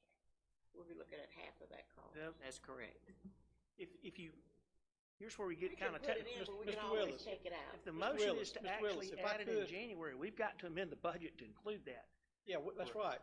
And also, we would need, if we're gonna try to make it effective January 1st, we'd actually have to put it out there in the November timeframe in order to approve it and get it filled. All right, if the motion is simply to direct staff to bring it back for council's consideration in January, we don't have to amend the budget for that. That will depend on what decision council makes at that time. Okay, John, talk to us. Well,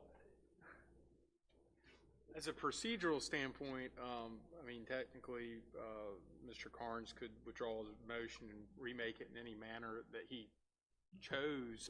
The motion before you, as I understood it, was to consider this in January, but if I'm incorrect in my understanding. What I said when I was talking was that we could consider doing a half-year position starting in January. Correct.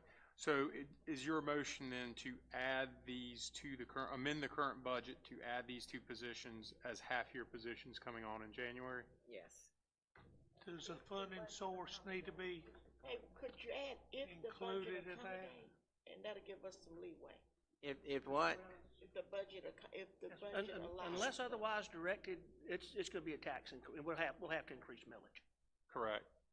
That was my understanding, that the budget is what it is at this point. Yeah. Unless you vote to cut a deputy or something, don't think Barry'd appreciate that. So if we state the motion a certain way, that will not affect our, budget. I think if you stated the motion to consider these two positions for half-year positions and bring the matter back to council for potential mid-year budget amendment, if the money's around, then you're not facing a millage increase. But if finance is saying, Right, you're not gonna let us forget. Can we live with that? I can live with that. If I'm going to be serious about getting the two positions, so yes, I can live with that. But I'm going to be on top of it. Okay.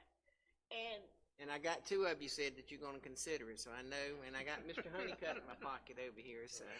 And we got it in a minute. All right, now, Mr. DeBose, would you state the motion to make sure this is proper? so if we don't want to look at a millage increase by an amendment of the actual budget tonight, the motion could be stated that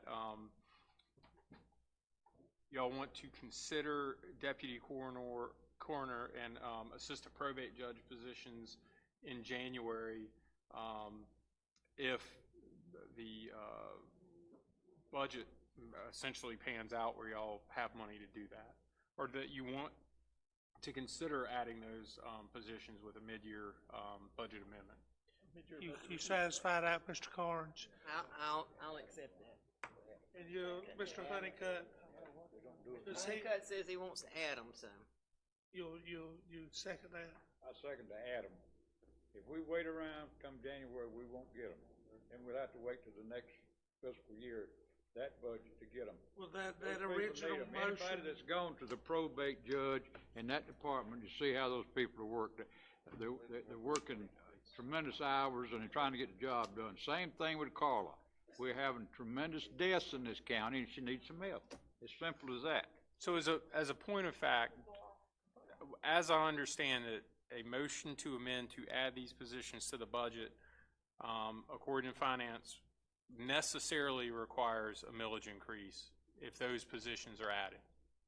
So you'd be amending the budget, but you'd have a commensurate increase in the millage by adding these positions now. We gotta start over, y'all. Yeah. Sure. If it has just come back in January and see what the financial situation looks like, it's not requiring a millage increase. all right, it sounds like Mr. Carnes will withdraw his motion, but Mr. Honeycutt doesn't. I'll go along with Mr. Carnes, because he sees the need, and so do I. But if he withdraws his motion, I will stay with But it. then, the second to his motion doesn't, add them to the budget at this time. And that's what I want to. Okay, I see a need, and think we need to do something about it.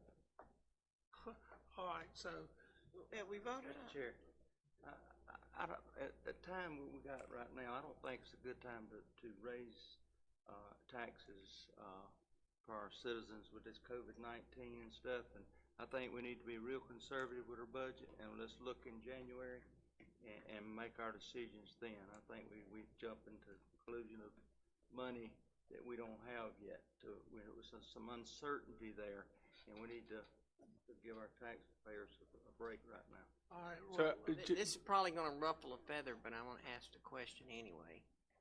If we got to that point, could we request one-time funding to fill those positions with the knowledge that they're gonna be picked up in the next budget year?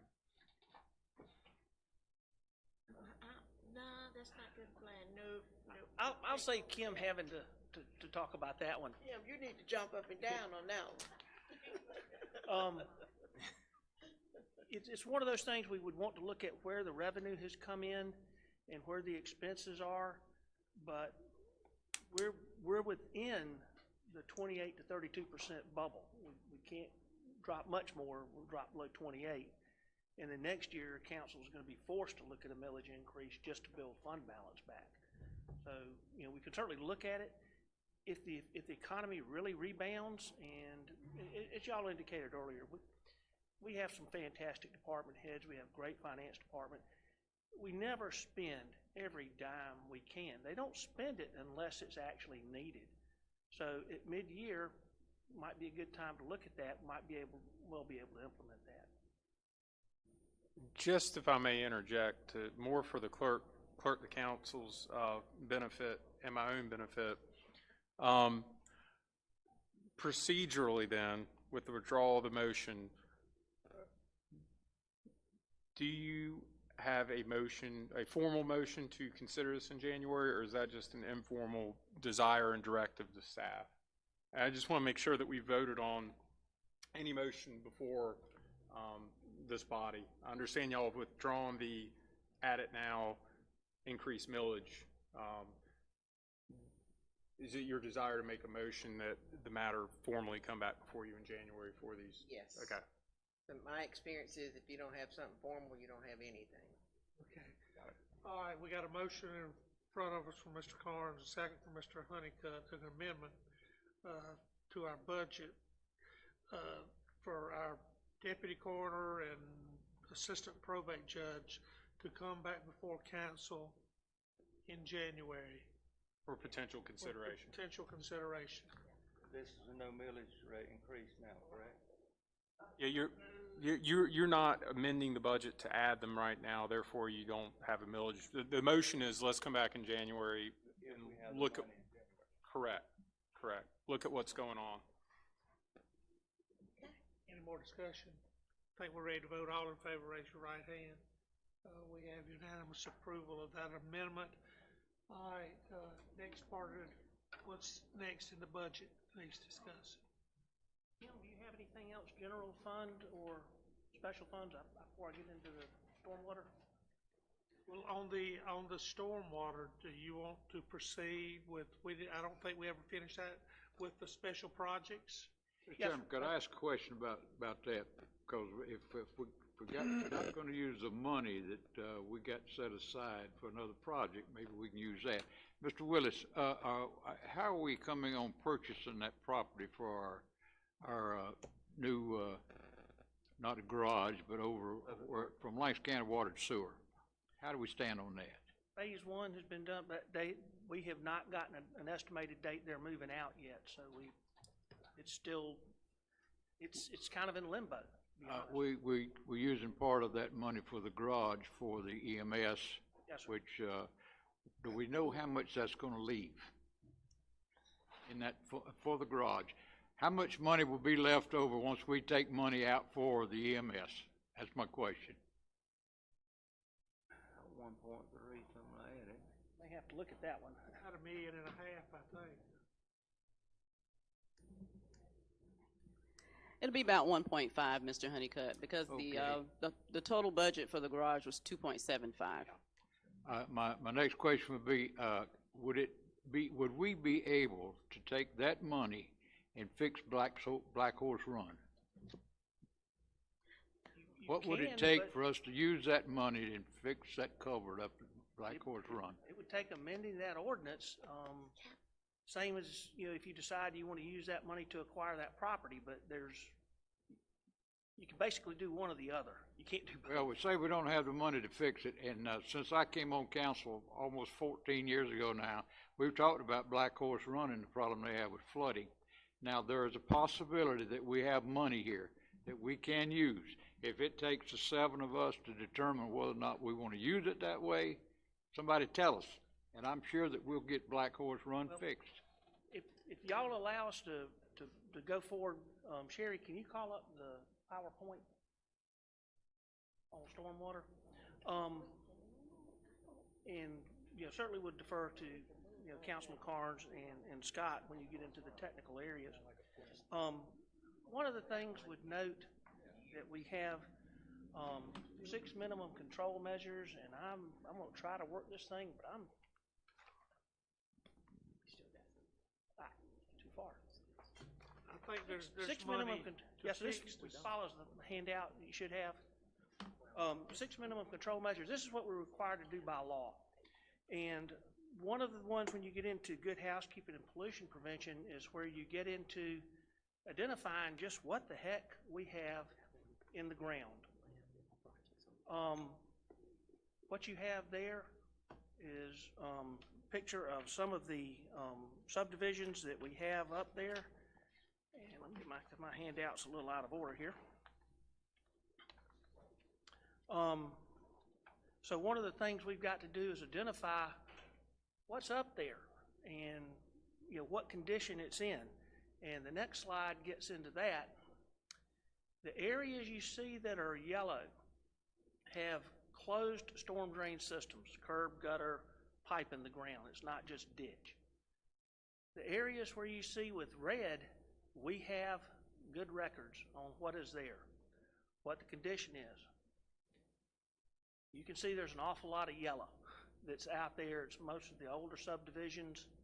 We're going to have contract staff come in, surveyors, to identify, what's there, map it, and then have folks come in, video the lines, and see just what kind of condition it's in. That's going to take, some period of time. It's not going to happen overnight, but I want to let you know that's one of the things we've got to do, identifying what's there. And there's, when you start getting into the videos, as you see, that's just a generic picture of an internal line, but you start looking at some, pretty hefty cost when you start getting into the videos. That's something that needs to be an ongoing thing over several years. As indicated, at some point, DHEC's gonna dump on us, and MS4 area's gonna I'm grow. surprised they haven't jumped on us about Black Horse Run. Like I said, it's been going on now for 13 and a half years, I know, and, Yes, sir. and, we should prioritize this stuff. Is that number one priority? If so, let's make it number one.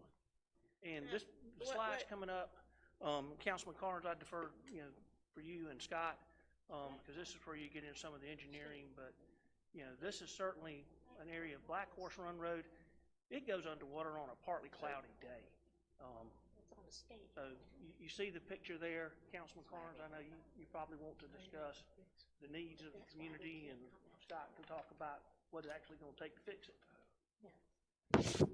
Well, I think we were pretty clear earlier that, we have a major issue there, and we have life safety issues that really need to be handled. I would ask a redundant question here. Have we actually gone to DHEC and asked if they've got any of these plans that we say we don't have from DHEC? We have on several occasions, and we've gotten a few trickling in. Some of the DHEC files, they're not sure exactly where they are. We've had the most success going down to the local office and pulling them ourselves.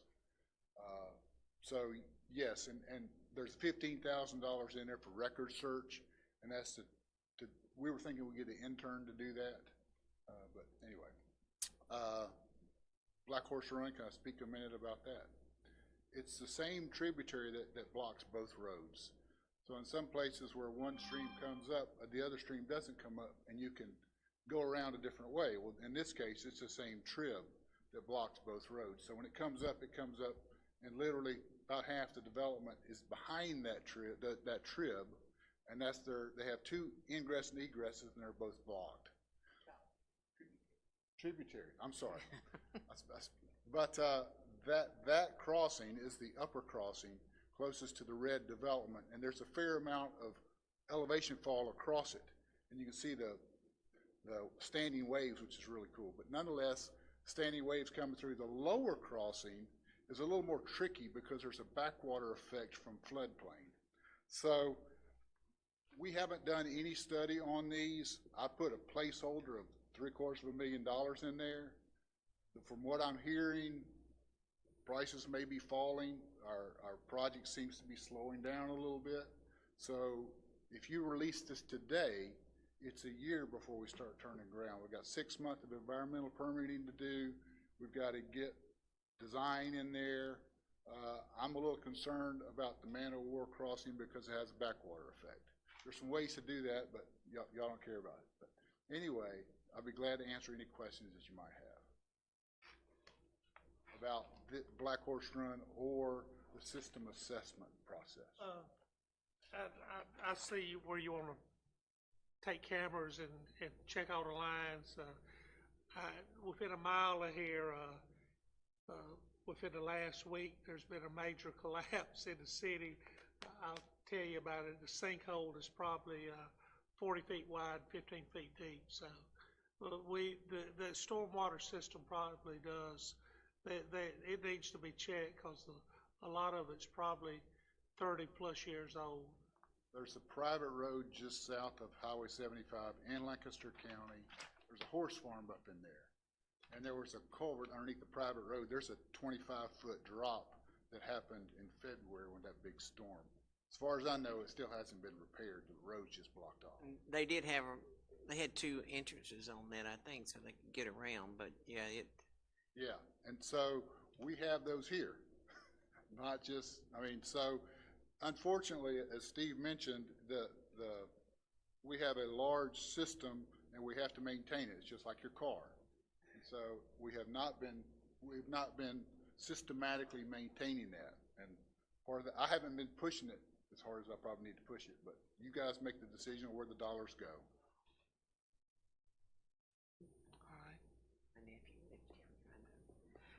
Anyway, the motion I wanted to make on this, getting back to what Steve was talking about, was that we utilize part of this excess funds to be able to pay for this, the Black Horse Run crossing. And that way you'll have both of them done, taken care of. And that was at 750 to 800,000. Right. And that fixes both of them, that price? No, that only fixes one. The other one's already budgeted as part of the capital project sales tax. The man of war is in capital project sales tax, and that's when we made a decision, you know, on the staff level. It doesn't make any sense to try to repave the road if it's gonna collapse underneath you, so we're taking care of that one. Black All right, Horse so- Run is not. Now, I would note, both of these are state roads, but as you heard, the state's not gonna address them. If we're gonna do something for the citizens, we're gonna have to do it. Well, my only concern, and I expressed it privately, is, you know, we do have a need in Kershaw for the library where we have a sewer line problem. So either that plan has to be modified, in addition put onto the side of the building, or we need to fund a sewer line bypass project around the building. And based on my conversations with the administrator, there are no funds available other than these funds also. So These funds wouldn't be available for that. No, these are stormwater funds. These are They can only be Okay. spent So in you're gonna stormwater. spend stormwater funds for that project? For the Black Horse Run project, yes. Now, how much excess funds do we have? 1.3. Wait a minute. Did you say 1.3? All right, Mr. Carnes, let him make his motion. Let's see if we can get a We second. basically have about $1 million we can spend because we gotta keep $300,000 as fund balance. Okay. All right, go ahead and state your motion. Okay, my motion is to spend money from the stormwater fund to replace the culvert on Black Horse Run Road. Up to $750,000. $800,000. How much?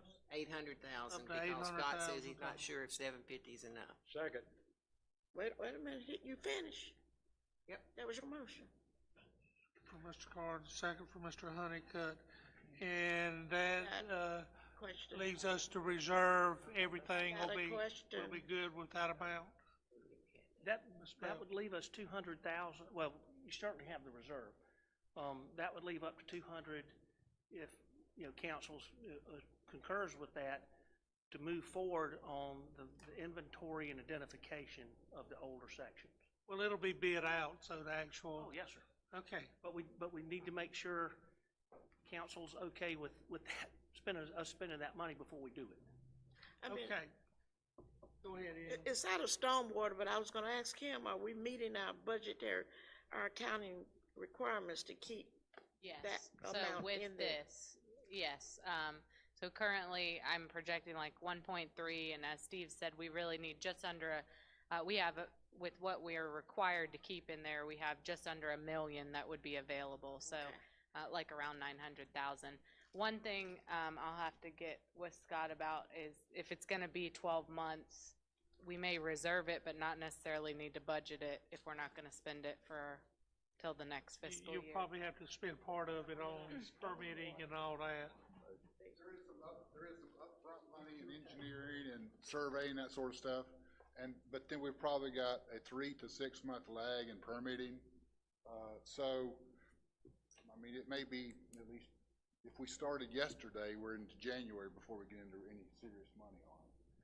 All right, we got an amendment on the floor from Mr. Carnes.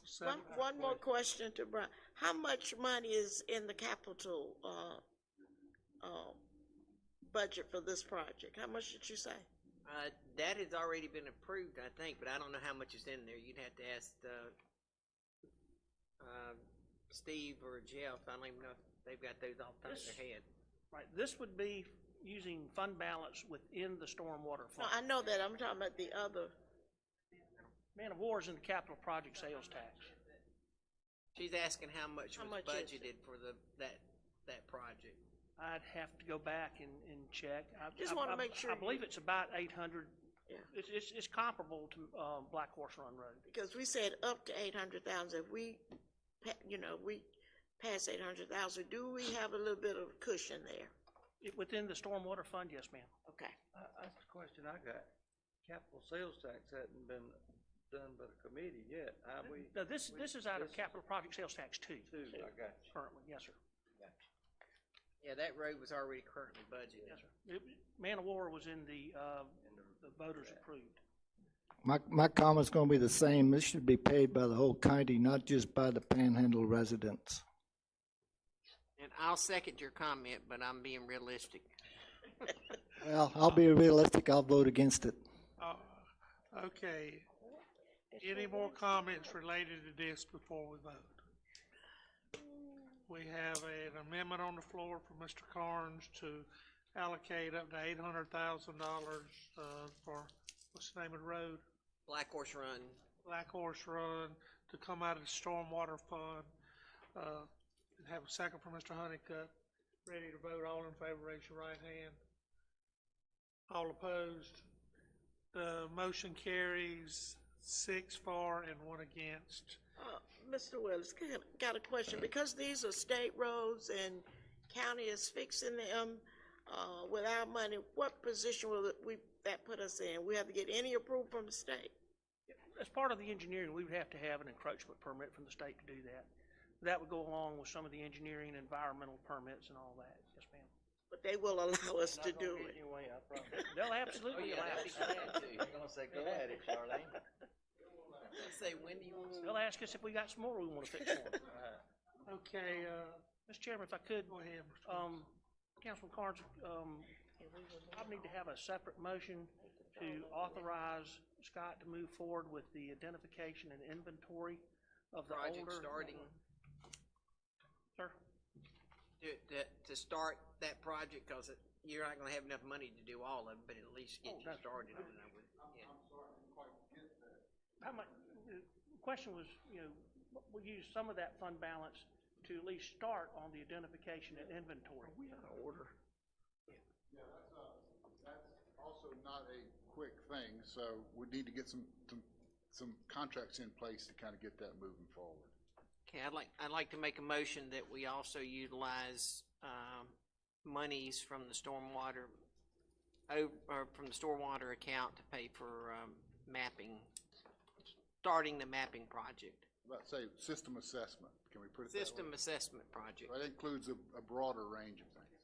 And do we need a dollar amount with that, or can we name a dollar amount? Okay, what if we say not to exceed 200,000? Yeah, we got to have. Not going to get it all done, but it'll get us started. Yeah, we need to put them. We have a motion from Mr. Carnes.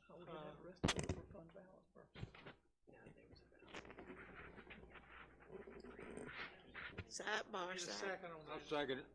Who'll second? Mr. Honeycutt will second it. All right, we got a motion from Mr. Carnes, second from Mr. Honeycutt to spend up to $200,000 of stormwater fund balance to start Cameron and system assessment of our stormwater. Discussion, questions, our Chair. engineer. Go ahead. That would take them, with the 800,000, that's gonna take them below their threshold. We went too far, with 200.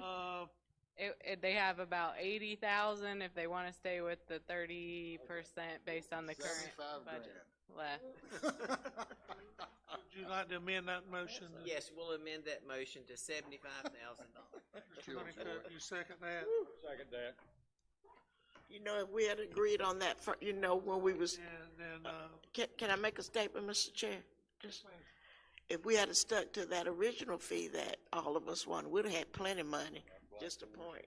I'm not saying anything. Just a point, they're not in your district. okay, all right, let's keep this meeting moving. Any more discussion on the system analysis checking? I think we're ready to vote on that amendment from Mr. Carnes for stormwater. All in favor, raise your right hand. We have unanimous approval for spending up to $75,000 of stormwater money on system analysis of our stormwater. Any other discussion on the budget? You got?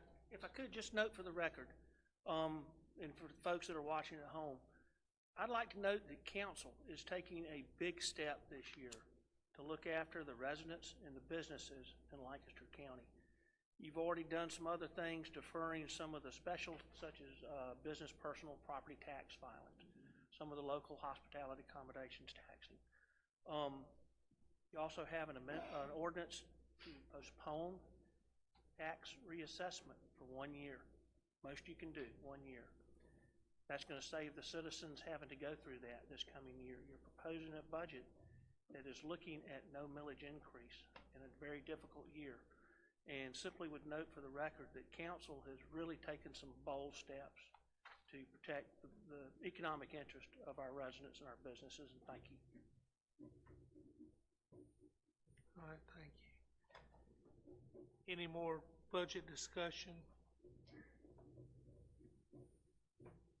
All right, I think we're ready to vote on first reading of ordinance 2020-1665 regarding approval of the fiscal year 2021 budget as amended.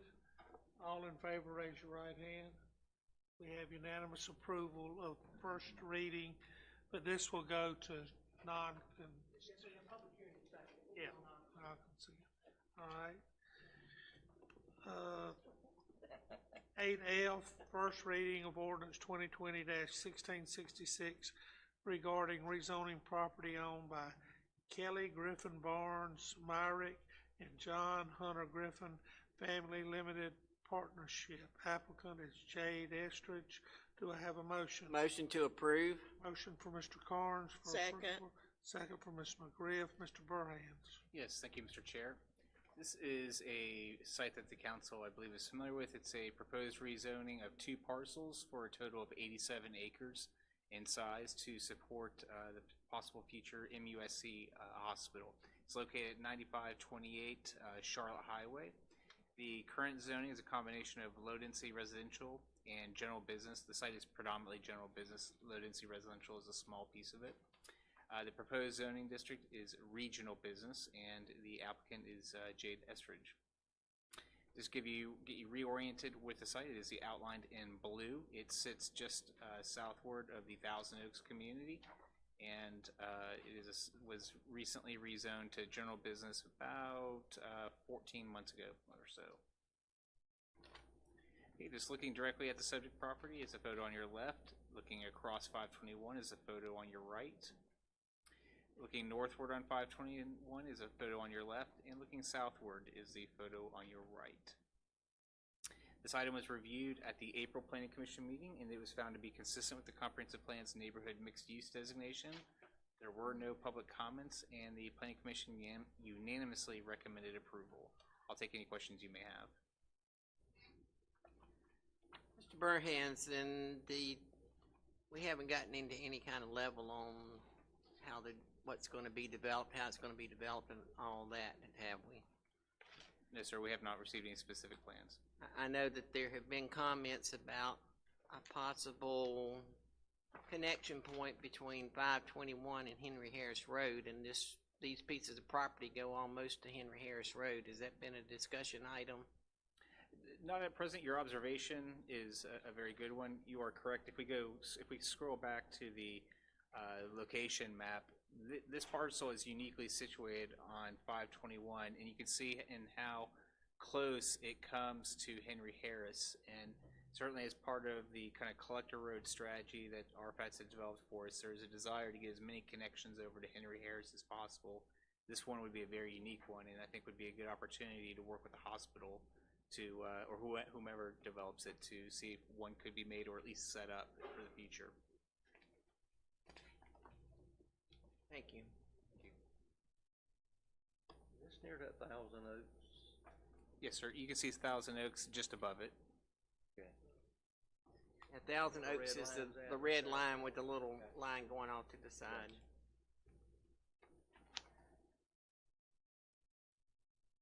Any more discussion? I think we're ready to vote. We have a motion from Mr. Carnes, second from Ms. McGriff, for approval, first reading of ordinance 2020-1666. All in favor, raise your right hand. We have unanimous approval. Let's go to 8H, first reading of ordinance 1668 regarding approval of an easement to Greenway Square Retirement Community LLC. Do I have a motion? Motion to approve. Motion from Ms. McGriff. Second. Second from Mr. Graham. Mr. DeBose or Mr. Burheads? Members of council, this is a easement grant across county property at the Del Webb Library for the Greenway Retirement Community project. This easement accomplishes some connectivity that staff wants and that our general development ordinance prioritizes. It's a mutually beneficial easement for the library property and the retirement home, and developers made provisions for remedying any damage that they cause, relocating utilities, as well as providing a fence along a retaining wall so that the library can still utilize some of their outdoor space for activities. As far as funding and liability factors, both parties will be insured for the easement area, so there's nothing there really of any major concern. I'll turn it over to Rox if he has anything to add from the planning perspective. No, I think other than this easement is to support our cross-access requirements specified in the UDO and really outlines the exact type of connectivity we want to see in this growing corridor. I got a question on this. Go ahead, Mr. Buster. Is this going right across the front of the library? Yes, sir. It'd be to the front. Okay. Now, this addition we are doing to the library, which is pushing everything toward the road, what's this going to do as far as room out there, our parking and stuff for our library? So it really has very little impact to the parking area as part of the lease, and it doesn't impact the addition in any way. As part of the easement agreement, the county has negotiated installation of a fence that would still enable the outdoor classroom opportunities to occur, but just keeping a little bit of a physical separation from this shared driveway so the kids can enjoy the reading in a safe way. I was just wondering, with the capacity of the library getting larger, is the requirements of more parking places required for this expansion? Are we gonna have room by giving up this? I don't wanna put ourselves in a situation of. And certainly agree. The existing parking capacity is fine for the proposed meeting room expansion. So we're fine there. Now, to expand the library there further would require more parking. We just wouldn't have the land whether you had this easement or not. My understanding, the easement's going to come in on that would be the south side of the parking lot, as you recall. There's no parking there anyway. It's just driveway.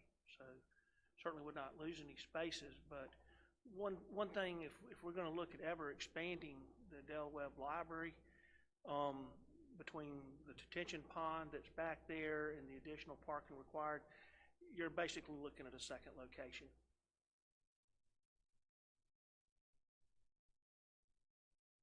Any more questions for staff? I think we're ready to vote. We have a motion for approval. First reading of ordinance 2020-1668. All in favor, raise your right hand. We have unanimous approval. All right, let's move down to our discussion and action items. First, the Sheriff's Office grants. Mr. Willis. Mr. Chairman, members of council, we have two grants that the sheriff is applying for. We'll need a motion to approve these because there is some local match. The first one is a multi-jurisdictional violent crime task force, and this will involve a joint project with the Sheriff's Office, the Lancaster PD, and the Solicitor's Office. We have 4 staff members. One will be a city police officer, one will be a deputy solicitor, but they all are part of the task force who answers to the sheriff. The other one would be the task force commander, who would be a sheriff's deputy, and their own crime scene investigator.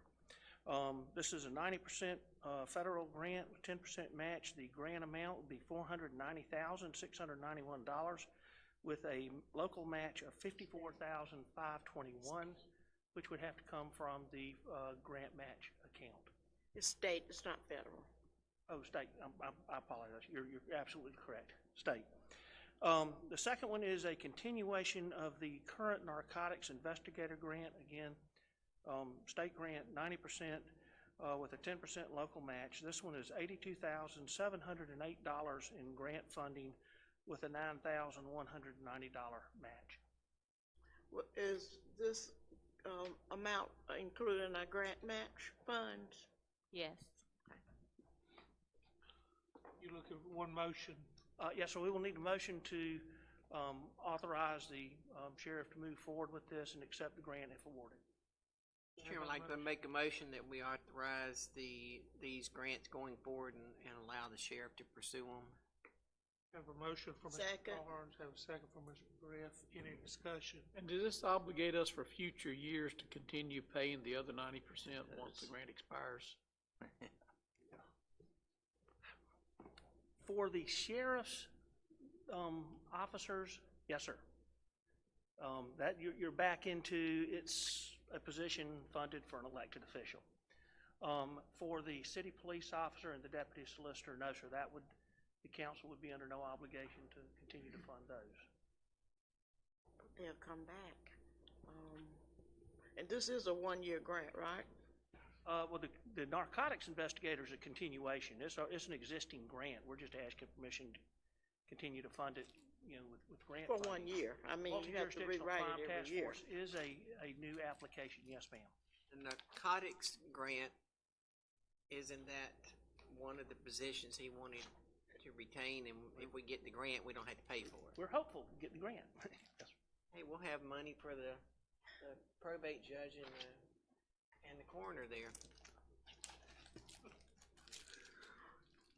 Second that. So, we've got a motion for two different grants. Yeah. Can we put them together, one motion? Mr. DeBose says. Yeah, you can do them together or do them separate. I'm just worried about future obligations with the unknown financial picture we're facing right now. Well, it's gonna free up some money if we get it. First of all, it's gonna free up positions there if we get it. And it's a continuation grant, so you write the grant every year. Narcotics. Yeah. I'm good with that one. The other one that worries me. Which one was that? The task force, the violent crime task force? See, one thing about it, if he receives this grant, he'll have the opportunity to rewrite it every year.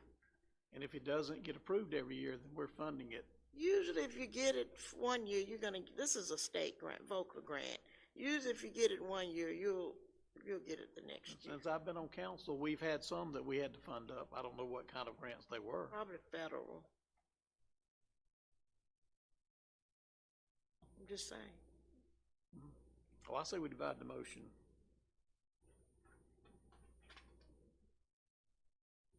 Mr. Carnes, you want to withdraw your motion, or you want to go on and state it? Did we get a second? Second.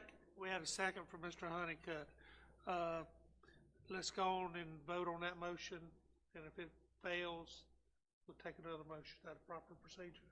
That's fine. Or you could hear, theoretically, you can hear Mr. Blackman's motion to divide. I'll let Mr. Blackman make his motion. Yeah, I made a motion that we divide the issue. Second. Have a second from Mr. Blackman. I mean, a second from Mr. Griff, a motion to divide the. Question. It's getting late. You in trouble now. I'm getting complicated here at the end. To divide the question. All right. So do we have to hear that one first? So you can, if you've made a motion to divide the issue, it's gotten a second, you need to hear the motion on whether to divide the issue. If it's divided, then you can take up each. We have a motion on the floor to divide the issue. Any discussion on that before we vote? All in favor of divide the issue, raise your right hand.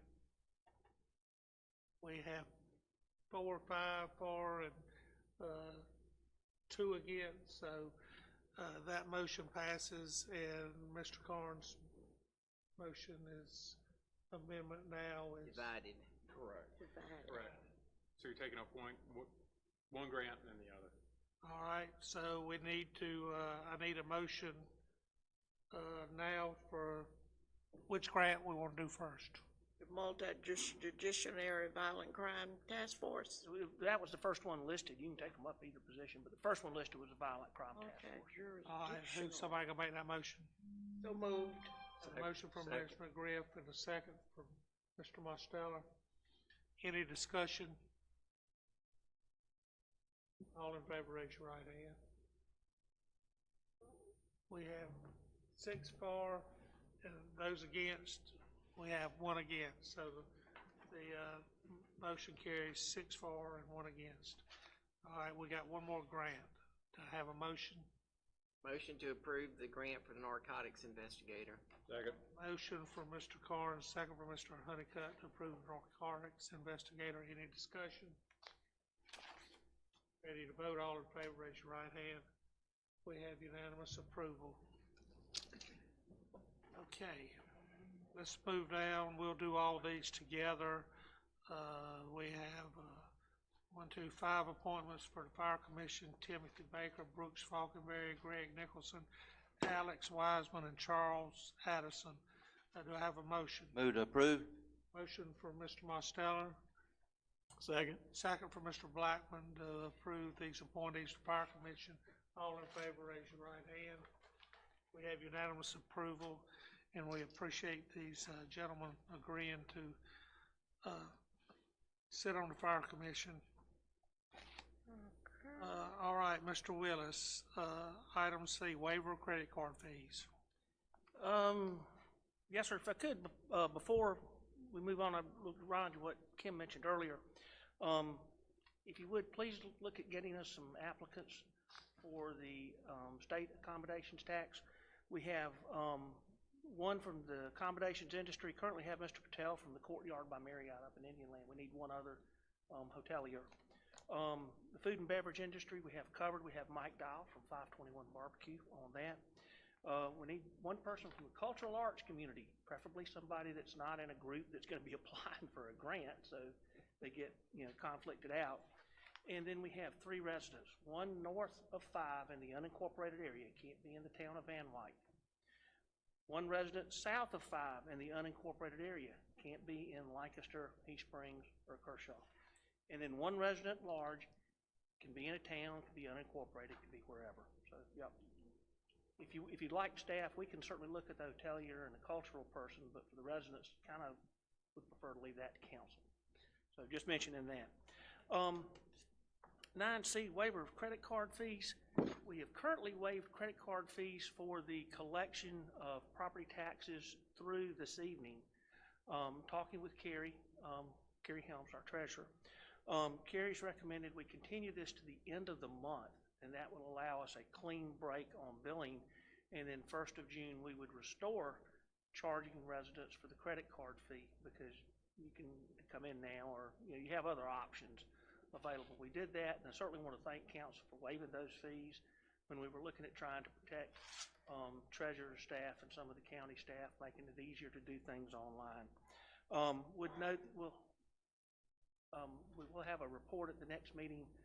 We're probably going to be close to $50,000 in waived fees by the end of the month, but we'll have a report of that at the next meeting. But I'm requesting a motion that we continue this through the end of the month of May.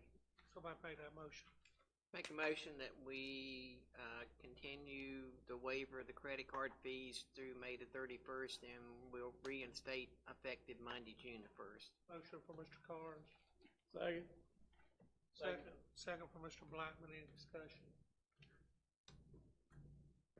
Ready to vote? All in favor, raise your right hand.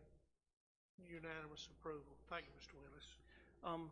Mr. Chairman, real quickly before we get to the executive session, would note that item 10B, the home occupation, that's going to be reviewed at the June INR meeting. So it's held, but it's coming up at the INR meeting.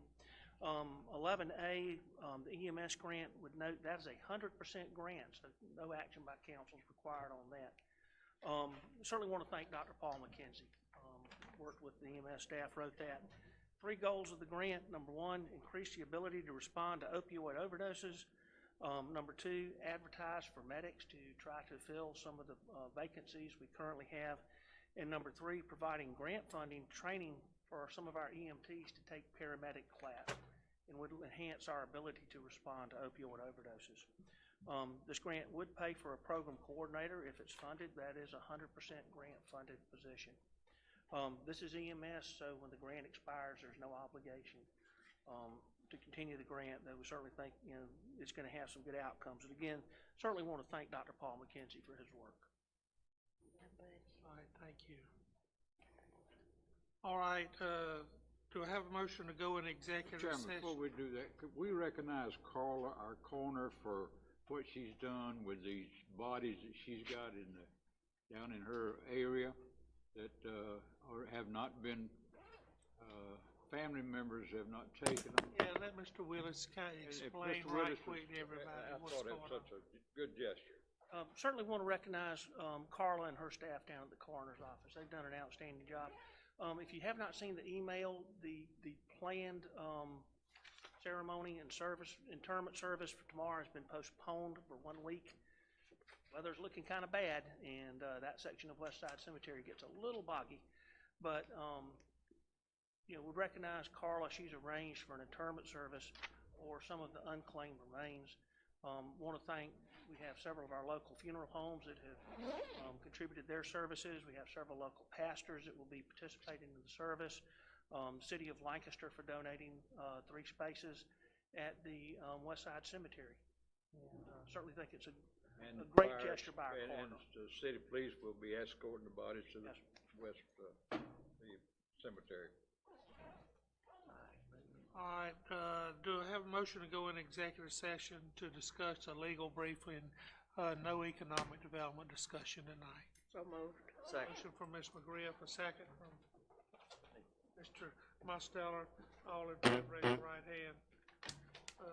Unanimous approval to go into executive session. That's what you feed.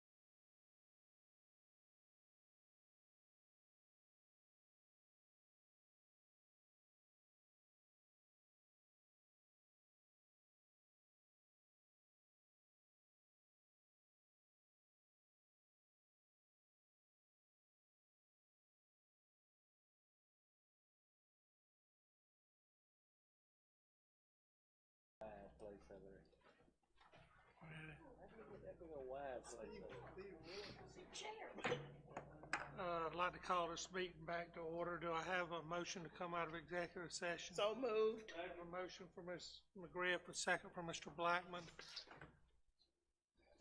Any, In executive session, a contractual matter was discussed, no votes were taken, no decisions made. all in favor of coming out of, raise your right hand. We got a unanimous vote to come out of executive session. Now I'm looking for a motion to adjourn. Chairman, make a motion to we adjourn these, I'm ready to go. I'm ready to go. we adjourn this evening. A motion from Mr. Honeycutt to adjourn, a second from Mr. Graham. All in favor, raise your right hand. That's the second I've had since last.